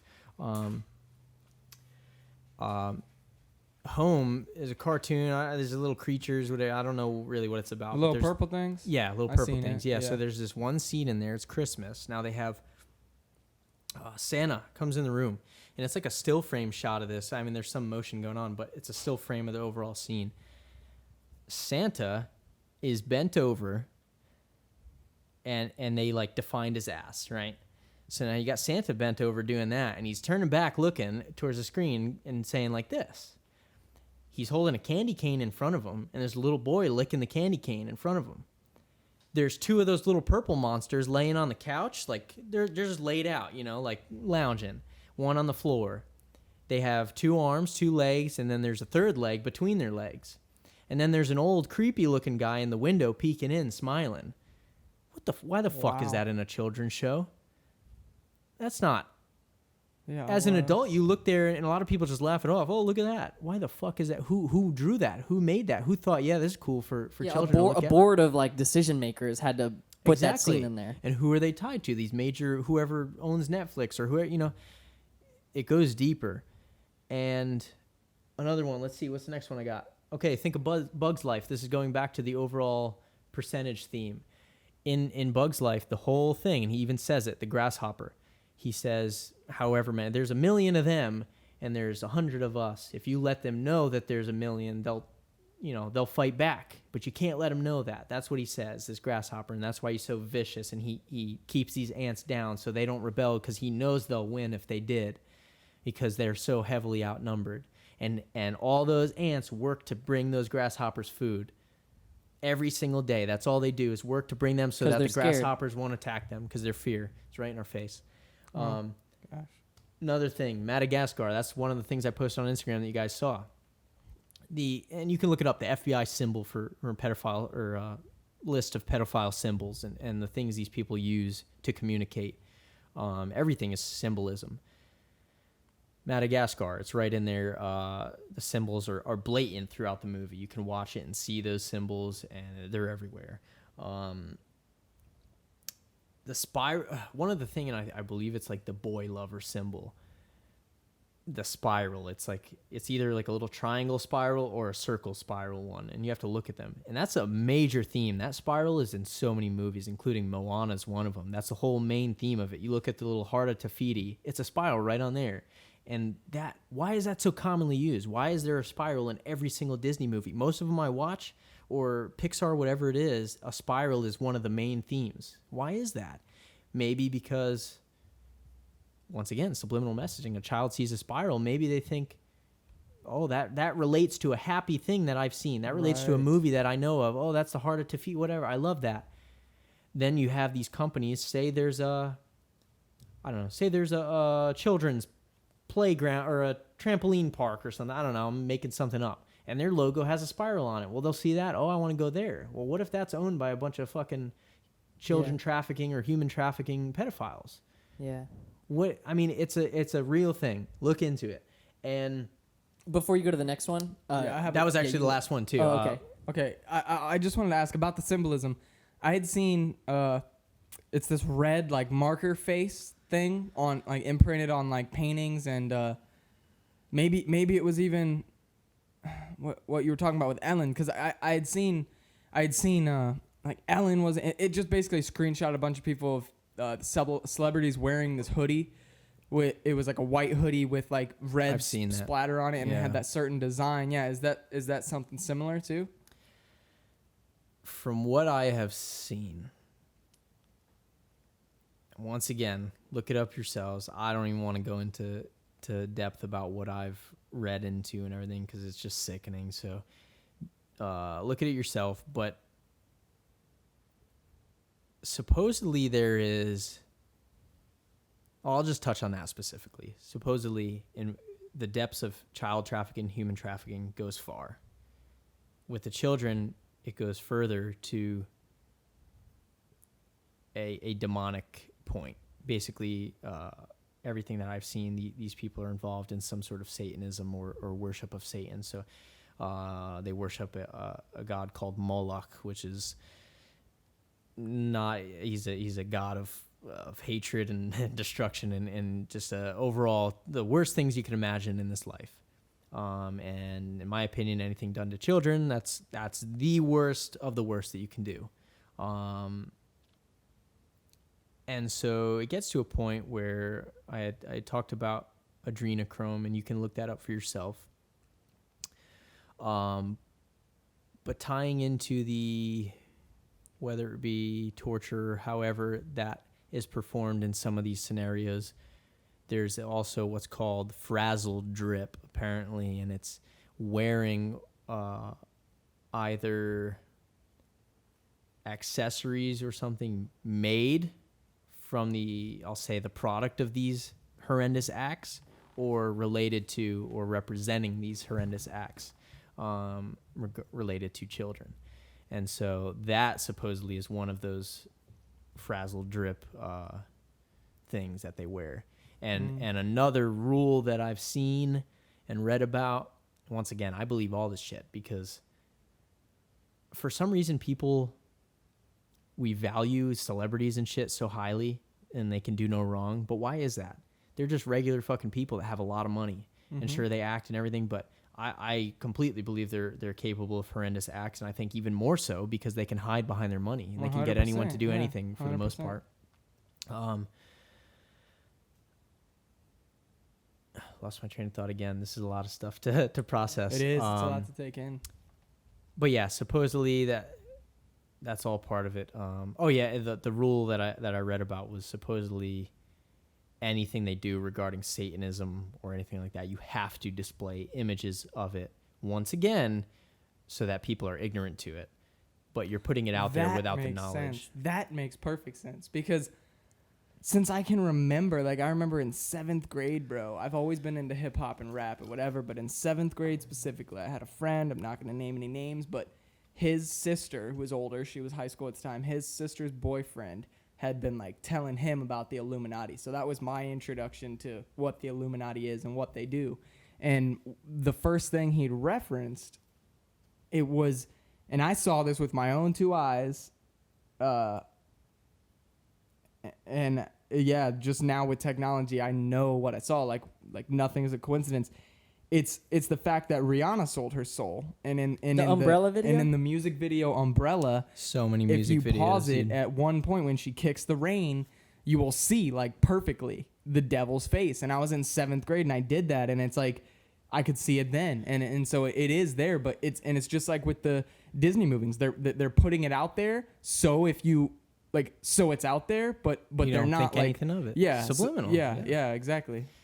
I've also heard of symbols, aside from the subliminal messaging and desensitizing people, I've heard of symbols, and I don't know how true this is because I haven't read up on it, but with the certain church systems, there would, like maybe it was the Catholic Church or something, symbols being used as a secret way of showing like sexual preference. So like between like priests or whatever, there would be certain symbols they would use to know like boy lover or whatever. 100%, so that like 100%. that's how they would unspokenly deliver these people. Yeah, and that's a very real thing. And even within the church, Catholic church, and I grew up in a Catholic church, and I was even confirmed as a Catholic, and I'll say I do not follow any of the methodology or go to church at all. And I have beliefs regarding a higher being, but it's not at all from what I learned there. But even signs of the devil within the Catholic Church or representation of the devil. And even in that Fall Cabal documentary, she talks about and displays photos too of the current Pope displaying the hand sign of the devil. Certain thing, people wearing upside down crosses, stuff like that. It's very prominent. And I forget how she said it. He's the first Pope to also admit that or say that hell is real. I forget how she said it. I don't even want to misquote.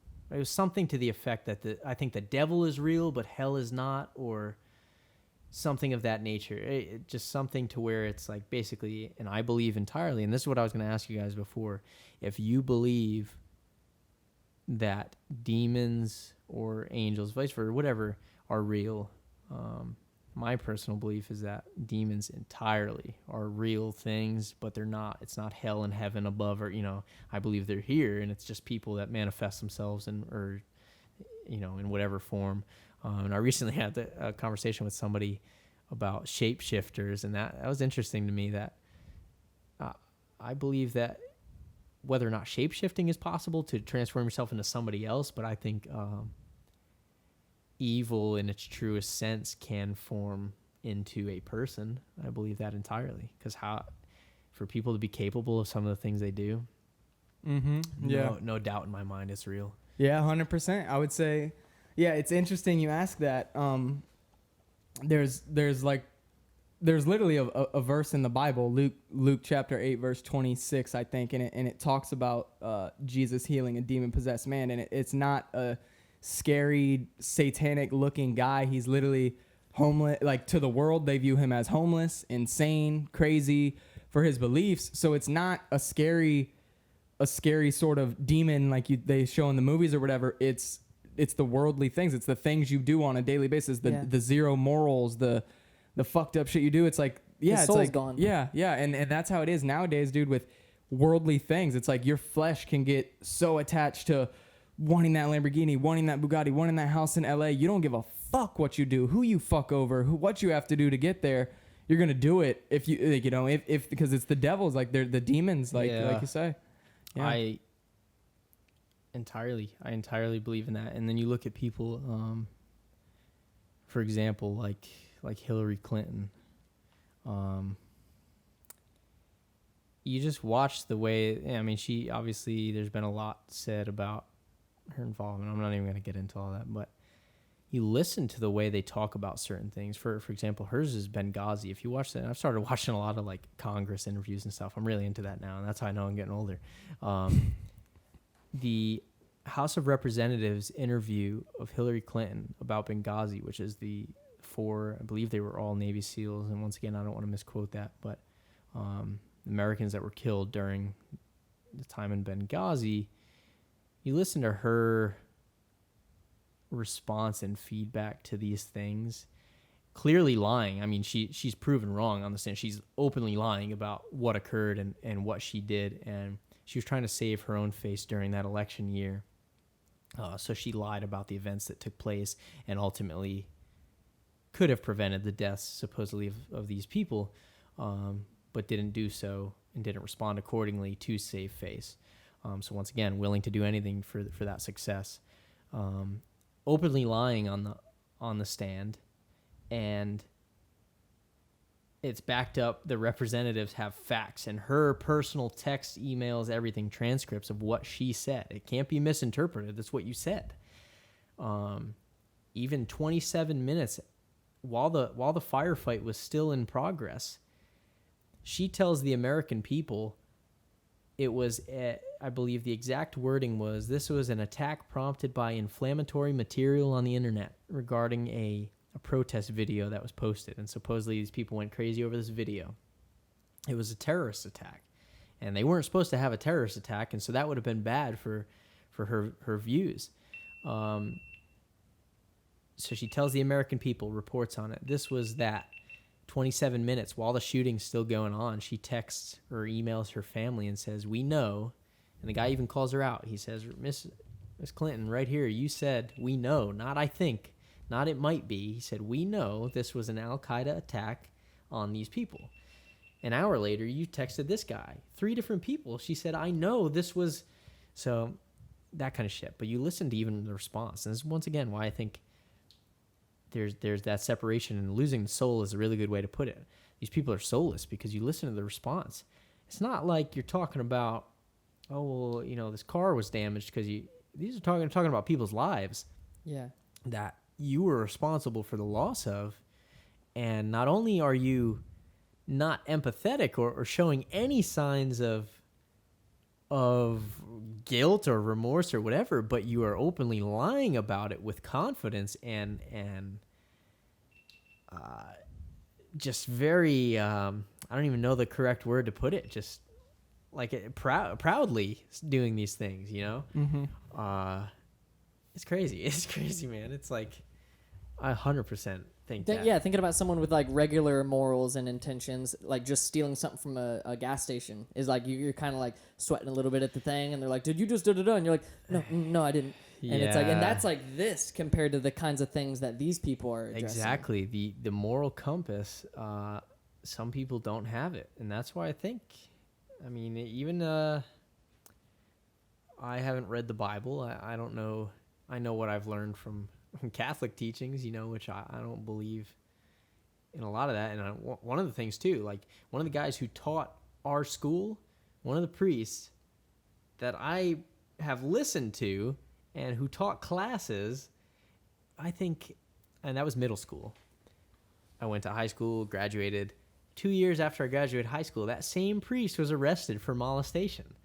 So why the fuck would I value any of the things I learned from a Catholic school when the same priest who was teaching a lot of these classes is a fucking pedophile? Yeah. Well, that's the common that right there is, I think, what draws people away from like religion, because that happened, dude, in the cat. Yeah. It's probably It's a still misuse, happening. yeah. In the Catholic Church is like, I don't know why, but probably more than just Catholic churches. I don't know, but yeah, it's crazy. All right, I'm gonna get a little angry here for a second, okay?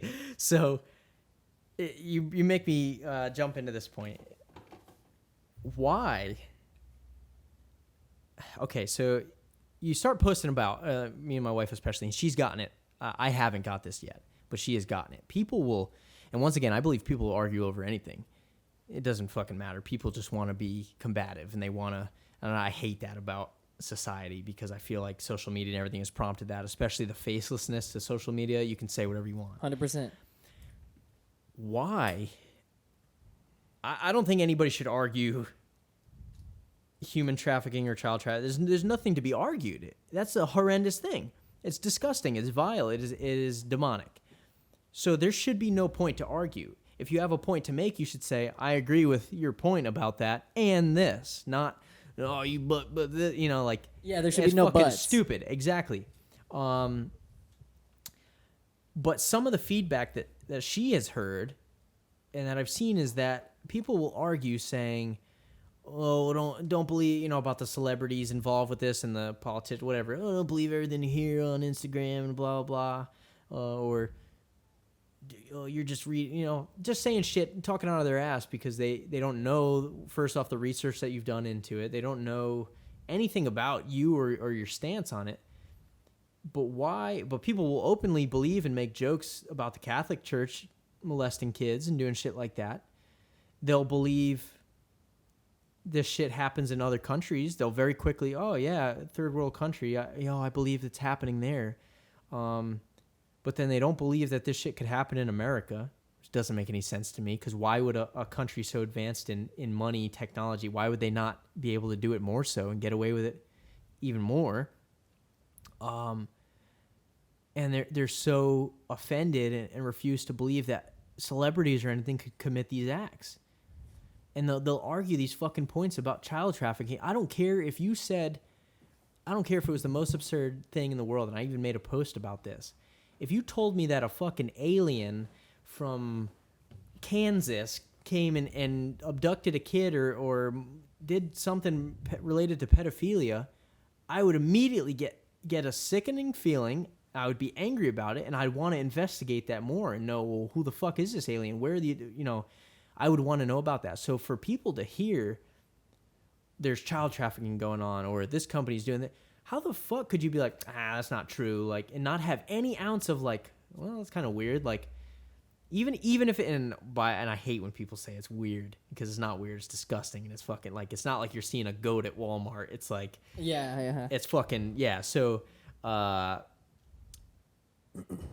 just don't get how you could have that complete lack of, and then maybe it's not having kids or just not caring about shit in general, but it's not cool to not care. Like, that's something, yeah, you can do that in high school and middle school, like, oh, I don't care, and you're a cool guy. But when you start growing up, you really should start, like, human life is the greatest thing, you know, and like, just our interaction, that's what upholds our society, you know? Yeah, so yeah. To hear stuff like that and then not only not believe it, but to argue it, that's just unbelievable. Yeah, yeah. And dude, I think, like, you know, my opinion on it is I think the reason why people are so quick to say, oh no, yeah, it could happen in other countries, but and they turn the other cheek to like not face the problem and just be like, yeah, but I don't, whatever, brush it off, is because until their day-to-day life is infected or yeah, if they have kids, maybe I would hope they think about it different, like for sure differently, but exactly. Like until that happens, it's like, I don't know what the realization would have to be. Yeah, nothing. Yeah, that's a really good point. And they're scared of change. In that documentary I was telling you about, she actually explains that too. There's a point in hearing all of this shit, and this is why people really have to wake up to what's going on behind the scenes, because there's a point in hearing it where you reach what's called cognitive dissonance, and so you are so opposed, and it activates certain parts of the brains, and it's a legitimate physiological response, or maybe that's the wrong word, but it is a response that happens in your body, to where you are so opposed to receiving new information that contradicts everything that you've learned to be true your whole life or that you were taught. And so you will argue or disbelieve it just because of how outlandish it seems compared to what you have learned. And so that's a real thing. And I feel like a lot of people fall into that category where they just don't want to hear, because I don't want to believe that America could have these things going on, or that my favorite celebrity or rapper, whoever, could be doing these things, because then that ruins my life. And and it's scary. But if you don't, I mean, to me, that plays in. It's just making it keep going. It makes the case even more like obvious that that's what's going on, because you are so conditioned to believe that they can do no wrong. Yeah. So who would not hide behind that if they are a bad person? You know, you could do whatever you want if at that point. Yeah, yeah. And it's like one of the, like how you were saying earlier about the Confederate flag. It's like I feel like pretty much everybody can agree that racism is wrong and that treating someone differently because of their skin color is wrong. We would think, but no, that's what I've grew up my whole life thinking. Yeah, maybe I won't touch on that because in my head it's common fucking sense. Well, I think what it is cut open an apple. People, does a red apple and green apple look the same on the inside? I think Simple. That if you asked, like if you were to give someone a survey, like a room of people a survey, I would say pretty much 100% of the people would say that that's wrong. It's wrong to be prejudiced. It's wrong to be racist. But I think a lot of these people are racist. They are doing prejudiced things. They're just blind to the fact that that's what it is. Like someone, they'll remain nameless, but someone came up to me one day at work and they were joking, but they weren't joking because like there's a little truth behind every joke. They said, "Can we just ban all Haitian people already?" Because like she was saying like they have a tendency of doing annoying customer stuff, and I was like, "No, that's 100% a racist thing to say. No, we can't do that." Yeah, I've heard it all, bro. And it's like the people that back the Confederate flag. It's like when you lay out the evidence and you lay out like that flag represents this. Here's the fact that that's what that flag represents.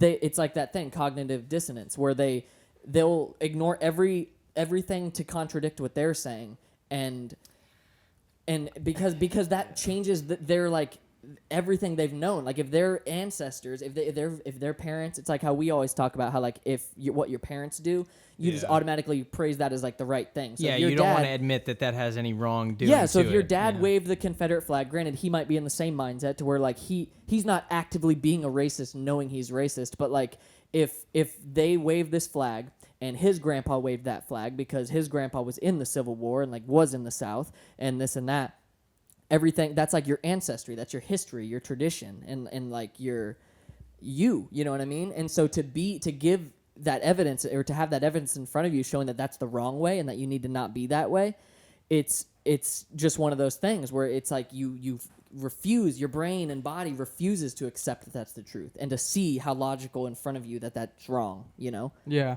Yeah, there's and I've read books about breaking out of that, and it's important to break out of that for sure. I'd say, don't be stuck in a mindset. It's not even it comes accustomed to you. To like you're looking out, like you look up to your parents, whatever. So break out of that. But here's what I want to say, because our cameras are dying. The GoPro's dead, and we don't have batteries. It's like on fire. It's so hot. Yeah, it is. Like too much heated conversation right now. Exactly. And so, but we talked about a lot of problems that are going on that are going on. And if you're listening, watching, do your research. You can do research on everything that was said on this podcast. And the crazy shit's going on. And so, what can we do as us right here? Like, let's just touch for a little bit. We named a lot of problems. Let's try to name like solutions, or does anyone have anything? Because like a lot of people say voting, and which I would agree, get out there and vote. But at the end of the day, I don't feel voting will change what we talked about. I was just thinking that. Here, let's. So the first thing I want to say real quick is that also research more than Google and social medias, and try to branch outside those things. And there's a lot of fake news. When I started looking into that too, and I know like everyone's making jokes about Trump saying fake news, but he's right. He's 100% right. He's been right the whole time about how bad these news companies or whatever you want to call them. Yeah, because at the end of the day, they're companies. Yeah, they're businesses. exactly. And they are so biased, like, and which I don't even know how a news station or whatever can have an affiliation. That should be completely illegal. And I feel like, and I want to look into that more, but I feel like that is. It should be an objective stance regardless. It should be reporting news, but it's not. They're so biased. A lot of what I've noticed personally is articles because they know, and I heard this from probably my favorite rapper at this point, Locksmith. And I had mentioned him, I think, in my top 5 once.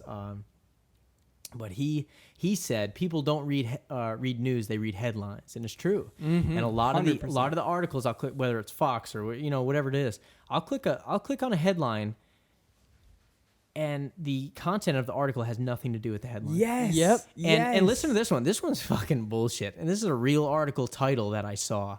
And tell me what. It's trying to create division. And they're really trying to, the media is just a fucking joke, or the mainstream media. This title was Ex-Marine's Brother. Let me say that again. Ex-Marine's Brother. What is that title? First off, kills BLM protester. What the fuck is that? What title is an ex-Marine's brother? A normal person of society? Yeah, he's literally. a guy. A guy. What is the fact? Yeah. They should have said, or his name or something. So what are you trying to do in that? Are you trying to turn BLM supporters against military? What are you trying to do? Why would you include that? The guy himself, if he was a veteran, sure, I guess. But he's not even the veteran. His brother was. So what? That was a real title I saw. That's insane. Why the fuck is the media doing that? Why are they? Because they're all corrupted entirely, and it is fake news.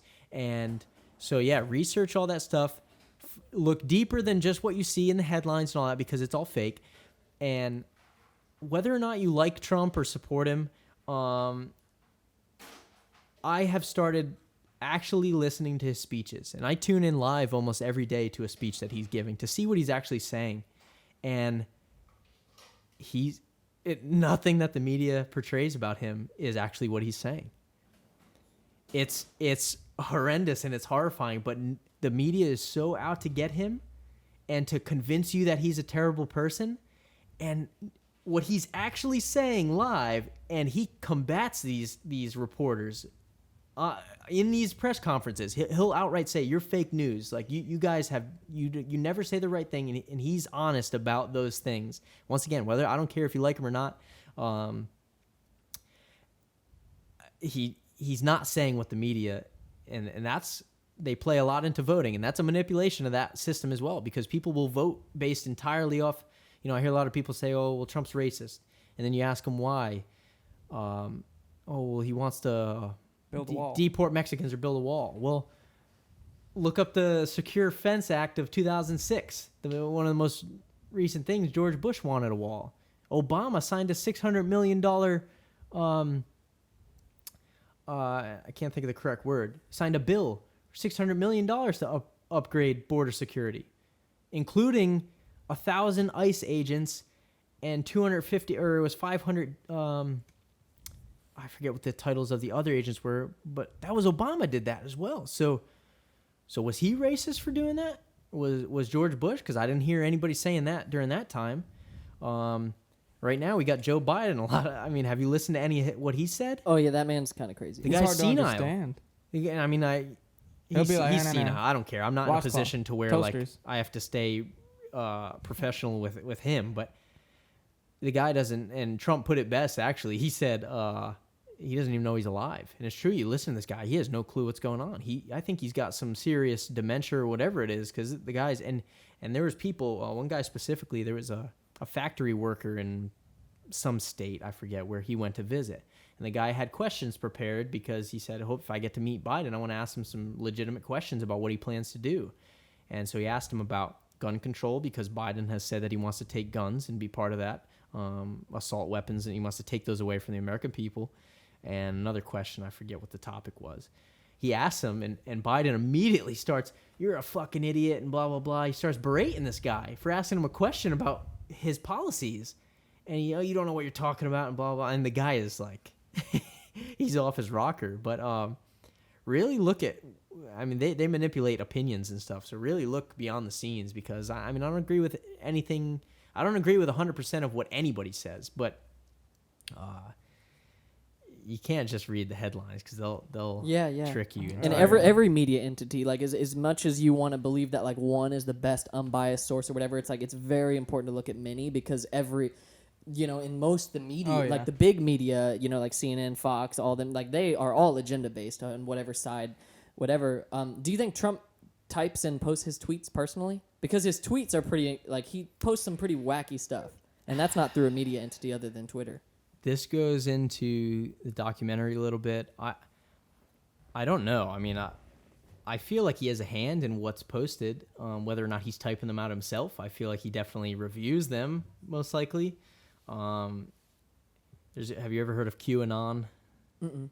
Okay, so that's a group you'll see it in the documentary. I won't talk too much on it, but supposedly there's an entity called Q. It's an anonymous identity on, I think, 4chan or Reddit, and it posts things related to government and America and makes predictions that are accurate. And supposedly they say that the belief is Trump is associated with this group, and it's some higher ups within this organization. And we've looked through, my wife and I have looked through his Twitter. What's posted is very well spoken. And the media will hone in on his typing errors, but the errors that he writes are very specific, and those relate to that Q posting. And everything,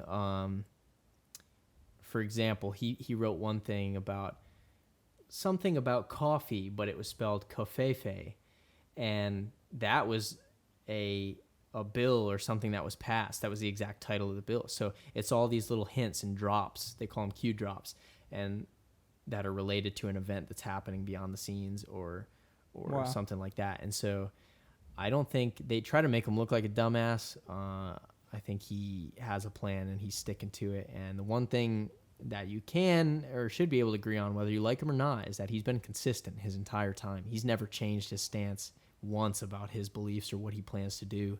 And he fights back against these people that he calls fake news or whatever. He really does. That's true. And all those little misspellings and everything, I mean, and his son too, Barron, supposedly has a 146 IQ. The kid's like a fucking genius or something. And doesn't come from nowhere, I don't think his son would have that if he was a dumbass. And his uncle was like a nuclear physicist or something like that. So.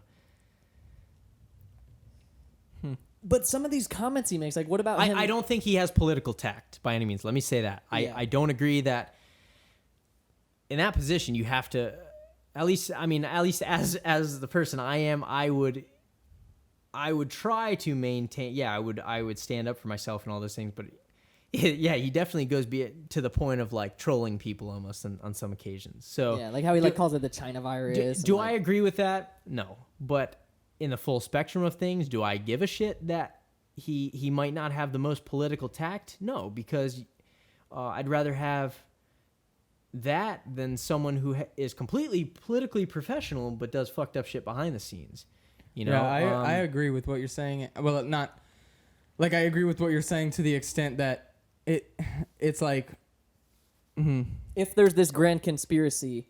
And a lot of the, the whole Clinton Foundation, like all of these major people are involved. If there's a possibility that Donald Trump is outside of it and that he is one of the people actively trying to fight against it, that's something to think about, for sure.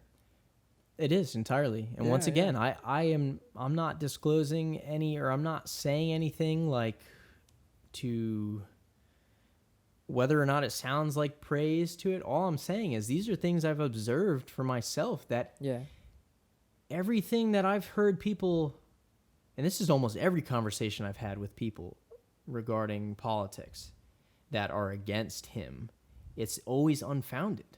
It's always what I've seen in these headlines and stuff like that. So all I'm saying is that it's not what it seems. I've personally heard the things he says. He is very well spoken when it comes to these topics, and he does have what appears to be, because I don't know for a fact what anybody's doing behind their doors, what appears to be the correct intention into his actions. And no, I don't agree with a lot of what, how he presents things. Sure, he's definitely rough in that aspect. Once again, I don't know if because I've only seen those negative things in media articles, so I don't know if that's exactly how it was worded or whatever, but I Also, some of the things I want to look into that I really wouldn't agree with, for example, the use of these, federal agents and stuff like that in these protests, and a lot of videos I've seen of the actions taken out on peaceful protesters and stuff like that. And a lot of things I don't agree with there. Mm-hmm. Once again, it all comes down to the individual, the actions you take as an individual. I would never justify an action by saying, oh, well, this guy told me to do it. So he doesn't, and a lot of people don't understand, he doesn't have his hand directly in everything. There's so many systems that these laws and all these things go through, that it's not just, he's more the face everyone of the thinks, nation. oh, it's Trump he just said that's happening and that's happening. That's not how it works. Like, there's things going on right now, even with the new stimulus bill. There's months and months of these things that take place, and they're reviewed by how many people I don't even know. But there's a lot I don't agree with. There's a lot I agree with. And there's a lot I've learned that has changed my opinion on things as well. And that's the most important part, is being able to hear things and find things on your own so that you can develop your opinion and your beliefs, Exactly. And I never approach anything with a closed mind to a conversation. I'm not going to sit there and argue with somebody. I'm not going to say you're wrong for your beliefs. And if you have well-founded evidence, I'll change my stance on anything, because that's what as I'm long saying, as you can dude, prove what you're saying, and you're not just being emotional about your response and, oh, well, fuck this, blah, blah, blah. I'm not going to listen to that. I'm not going to entertain it. If you can provide evidence into what you're saying and it has truth behind it, sure, I would gladly change my stance. But a lot of people say unfounded shit that they saw on Instagram in one post, and that's not how it should be, Yeah, something I always wonder whenever I'm considering these things, like, because it is scary to think if everything is orchestrated and everything in our existence is based on this like overarching agenda. It does make you afraid and like a little hopeless, because you're thinking like, I've got a chip in my phone, they know everything about me. I'm in this system as like a sheep, basically. What even can I do besides go to work and go home? But one thing I always think about when it comes to these grand conspiracies that are theorized, it's like, it's almost like, how easy would it be, or like, what are the odds that no one has been able to voice that this stuff is happening? Like, not one person has had, not one person, because I know there's all these other pieces of evidence of people being killed and like committing suicide because they're like speaking out against it and stuff. But it's like, in today's age, it would almost only take one person with a live stream to be able to like to voice some sort of details about what's going on behind the scenes, to kind of like crack it a little bit. And because I've even thought this about like the 9/11 conspiracy, and I'm not going to voice my opinions on that, but like when I read up on some of that, it's like, dude, the amount of people that would have to be involved to keep that a secret, and their like the amount of holding back it would take to keep that a secret is like that's one thing that unravels the argument for me. Well, think about this, and this is a question I'll pose as well. Unless everyone's chipped, then they can't. Well, listen to the this. Government's got hush money, bro. Okay, I'll just pose some scenarios. Okay, you get it on a live stream. Now there's constant surveillance on what you're doing. If you're in a position to where you might be a whistleblower to something that's going on, you think they aren't watching you at that high of a level? That's true. You get on a live stream, how quickly can that be shut down? Very quickly. If you're in a position where they say, hey, okay, we're going to do this conspiracy scenario. This is what's going to happen. This is our plan. I want you and you involved. So here's my offer to you. You go through with it. You comply with these scenarios and do what we need you to do in this scenario to make it successful. You sign this non-disclosure agreement. I'll give you $500,000 each. You're already in the position that you're going to do it, and we're going to give you that money.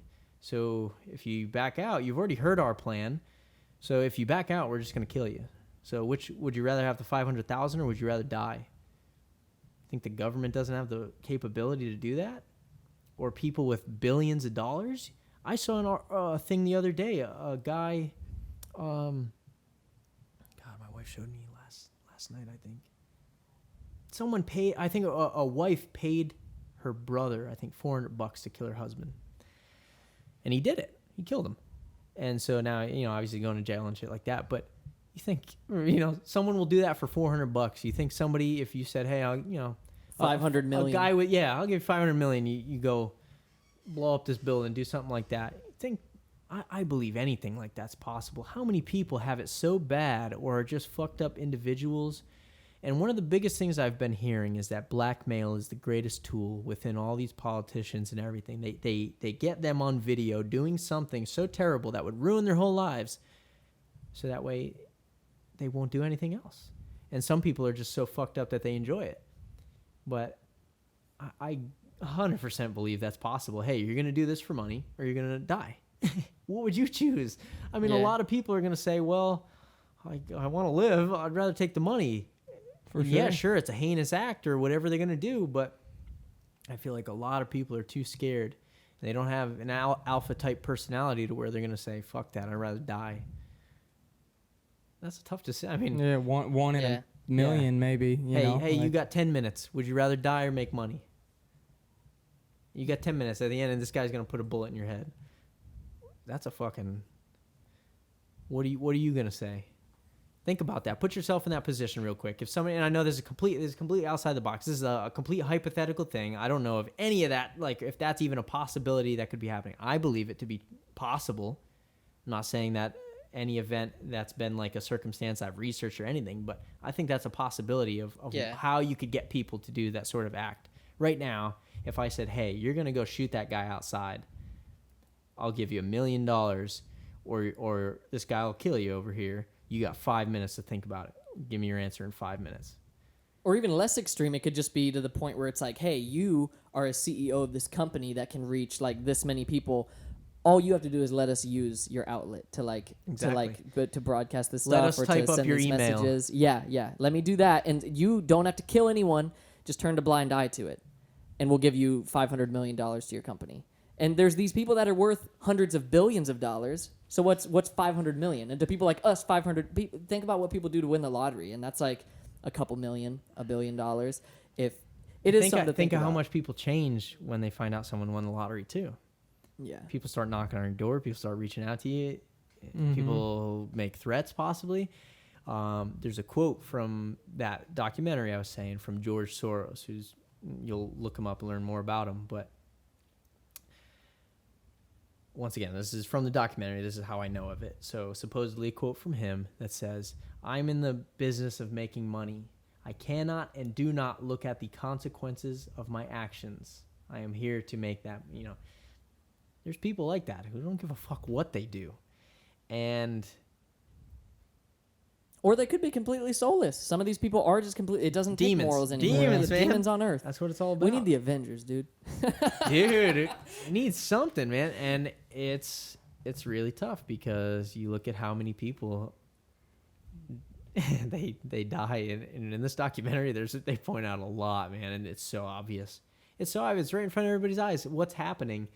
And so I don't know how it hasn't been stood up again, and that's why I'm hoping that there's some changes soon, and based off a lot of things that are being broadcasted, I think there will be.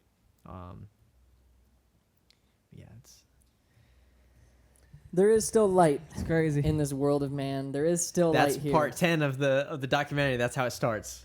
There's light at the end of the tunnel, and yeah, there is, man. It's gonna have a positive outcome according to the full scheme of things. Elon Musk built an Iron Man suit, and so we gotta.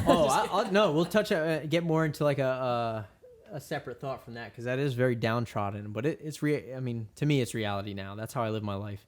Those thoughts will change you as a person too. But going back to what this planetary stuff and all that, I feel like another movie, WALL-E. Look at that. They abandoned Earth because it got so shitty, and they let it go to shit, and they moved to. We're on the ship living there.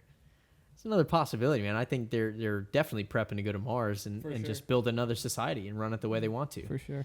And you would have... Now, what if a good guy could run that Mars? What if Elon Musk is the good guy superhero? That would be excellent. That would be great. And he hasn't been tainted, because he's one of these big billionaires, too. You know what I mean? I think he's tainted, bro. You do? His kid's name is a math equation. I think he's tainted, bro. Well, no. Where did I hear this? Because someone... I think it was a YouTube video or something. They were saying how they love Elon Musk and they believe so strongly in him because he has such power in this world right now. And they think that like he's scheming with his SpaceX and his businesses. He's booming economically, and they believe in him because they think he plans to go to Mars, and that's why he named his son that, because that's a title. That's a prince title. He's going to be the Prince of Mars. He'll be the king of Mars, and the son will be the prince, and that'll be a new society on Mars. No, see, but he said why he named it that in the Joe Rogan podcast. So that whole video you just described is shut down. Out of my mind. Doesn't mean anything. Because the interview with Joe Rogan, I heard it from his mouth. He's not going to say, I'm moving to Mars and he's going to be the prince. Who's coming with me? That's true. He's not going to say that. Well, I'm not saying anything. I'm just goofing around at this point. I hope, and I will say this about I don't think he's everything that we've touched on, I hope it's all wrong. I hope that these are just crazy conspiracies. That's my entire hope of it, because that world is scary as fuck. And so I hope that these billionaires are just great people doing great things, but everything adds up to show the opposite. And we can't just pretend that they are. We can't just pretend that they are. I will not look blindly to anybody that has money or fame or whatever or political position. Look at how many fucking politicians, even on the lower levels, are just corrupt. Why is that? Because it changes people. It really does. So to assume that someone would get to have $1 billion and say that they're still a good person, I mean, odds are I don't believe it. I don't trust anybody in general. I don't care if a guy has $2 in his savings. Yeah, I'm not gonna trust you. But yeah, it's tough to think about, man. I hope that it is all positive. And I hope that these movies, because I love Lorax, man. I hope it's just a funny movie. Another quote from the Lorax that I always bring up, and I've brought it up several times on the podcast, is unless there's someone like you who cares a whole awful lot, nothing will ever get better. I'm glad you said that, because I heard that quote at the end as well, and I said, we are those people. And we're the ones who have to care, and we have to wake up to those realities, and we can make that different. I think that's their way of saying, yes, it is possible to make those changes and get these rotten whatever and replant that tree, but you have to first realize that it's happening, and that you have to take that step outside those walls to get that tree seed or whatever it is. For sure. So I'm glad you said that entirely. And before we wrap it up, if you had any more points, just one more thing I wanted to say is that whatever you believe in, whether you believe, you're strictly secular, or you believe in a higher power, you believe in the powers of the universe, or whatever you believe, I think like one thing that is absolutely true is that you can feel energies around you. You can feel like your gut feeling, that's what that gut feeling you get whenever you just know like something's not right. You're having an interaction with someone and it just, no matter what they say, it could be like an unspoken thing. Something just doesn't feel quite right. All I would ask is that just like pay attention to the feelings around you and like the vibe or whatever you want to call it, energy 100%. Or God. Pay attention to it, because I feel like that is what is going to keep us moving forward, is just like staying true to your heart and staying true to that light that you see in this world. And did you have anything else you wanted to say before we wrap it up? We've been going for a while now. Yeah, we've been going for a while. A lot was said. There can be a lot more said. We went down the rabbit hole, man. That's what happens. You go down it and you never come back.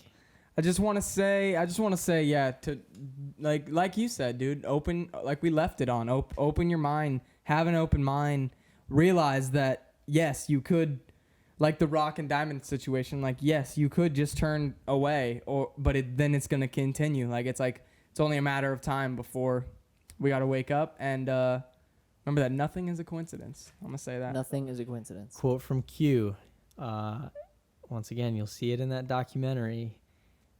I believe exactly how it's worded is, how many times is it coincidence before mathematically impossible? Shit adds up, man, and it's real, and it is not coincidence. I don't believe in that. But the only thing I'd like to say is just, this is great. This is what should happen. You should be able, as a person, to have discussions with other people and talk about things without fighting or arguing, or I know we're in agreement to a lot of things, but you should be able to talk to people who don't agree with you at all. Yeah. And it should be an open discussion, and that would create what I feel like is, a more cohesive society, to where everybody just doesn't hate each other. If you're able to just be real and talk about these things, whatever the topic might be, and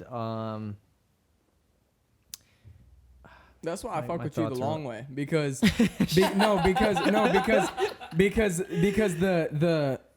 because that's exactly how I think, dude. Like I can have a conversation with someone, and I can have my religious beliefs, and you can have yours. They can be completely different, but and I could not agree with you on stuff. But if there's like one thing that I can take from that conversation of what you said, I'm not changing my beliefs or whatever. But if there's one thing I can be like, huh, he's kind of right. Or if you stated multiple facts, you might have me at where I'm laying in bed that night thinking, I'm like, maybe I've been wrong. It's like I'm all down for heated conversation, controversy, call it whatever you want. You're supposed to develop and progress in life, and if you are not able to have these conversations, whatever your beliefs or how different or whether or not it's all right to be different. People feel like you gotta share the same opinion all the time. You don't, and once again, nation divided. That's trouble. And so, the more that we separate and don't have these conversations, they're aiding us in that separation. So it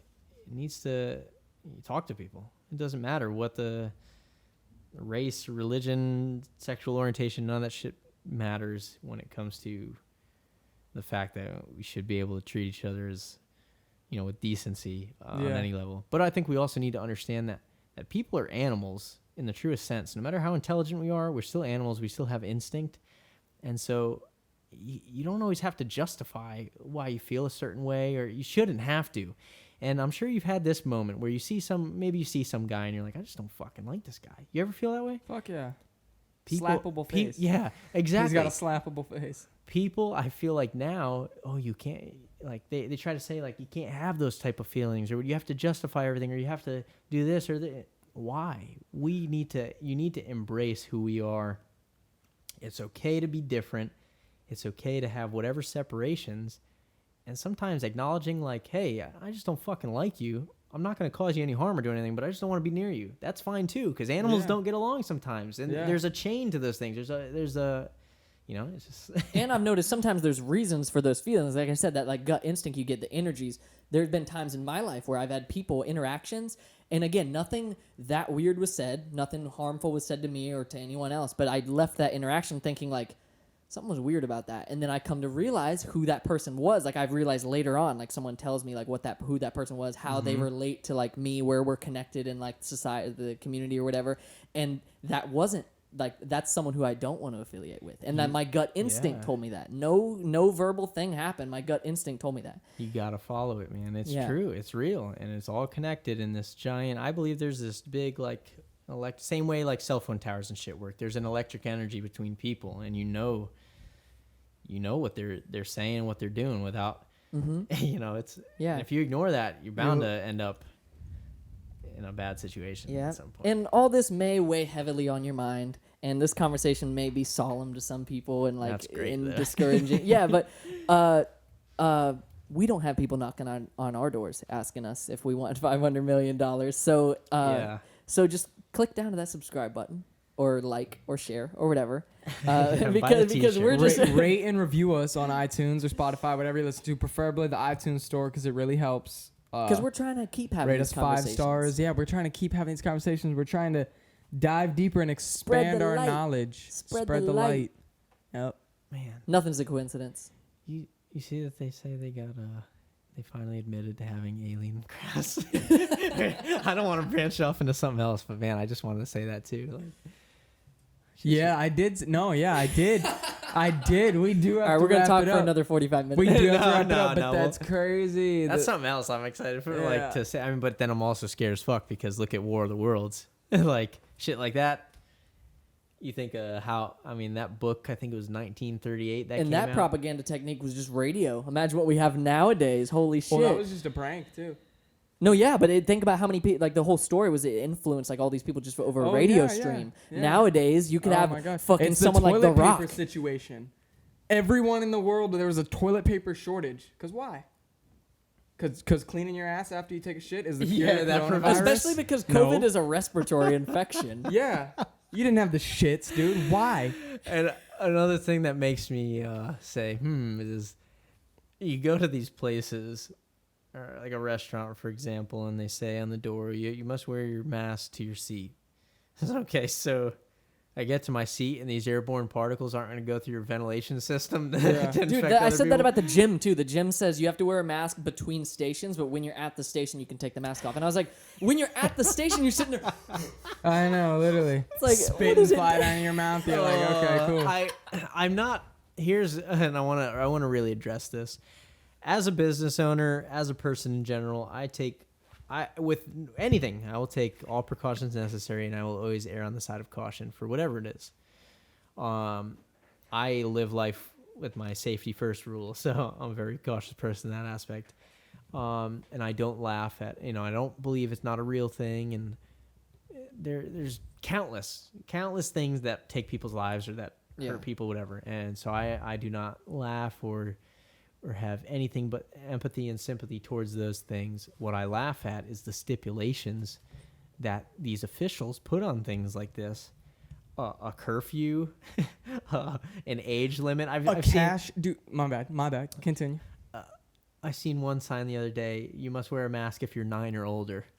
What? What the fuck does it? So there's an age limit for the virus. There's a time curfew for the virus. Closing skate parks when Cash rewards for if they're not wearing a mask. Like the Wait, what? In California, there was a $600 cash reward if you saw someone not wearing a mask. You could report it, and there was money was never sent out, but it's an incentive to get you to call in. And Dude, it's so stupid as fuck. Why? What are these stipulations doing?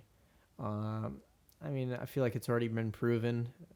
Once again, I'm no expert, but the type of mask that most people carry anyway, they might. Bro, it's the prevent blue some, thing but from it's like a shirt, dude. You can blow through it and still feel the air.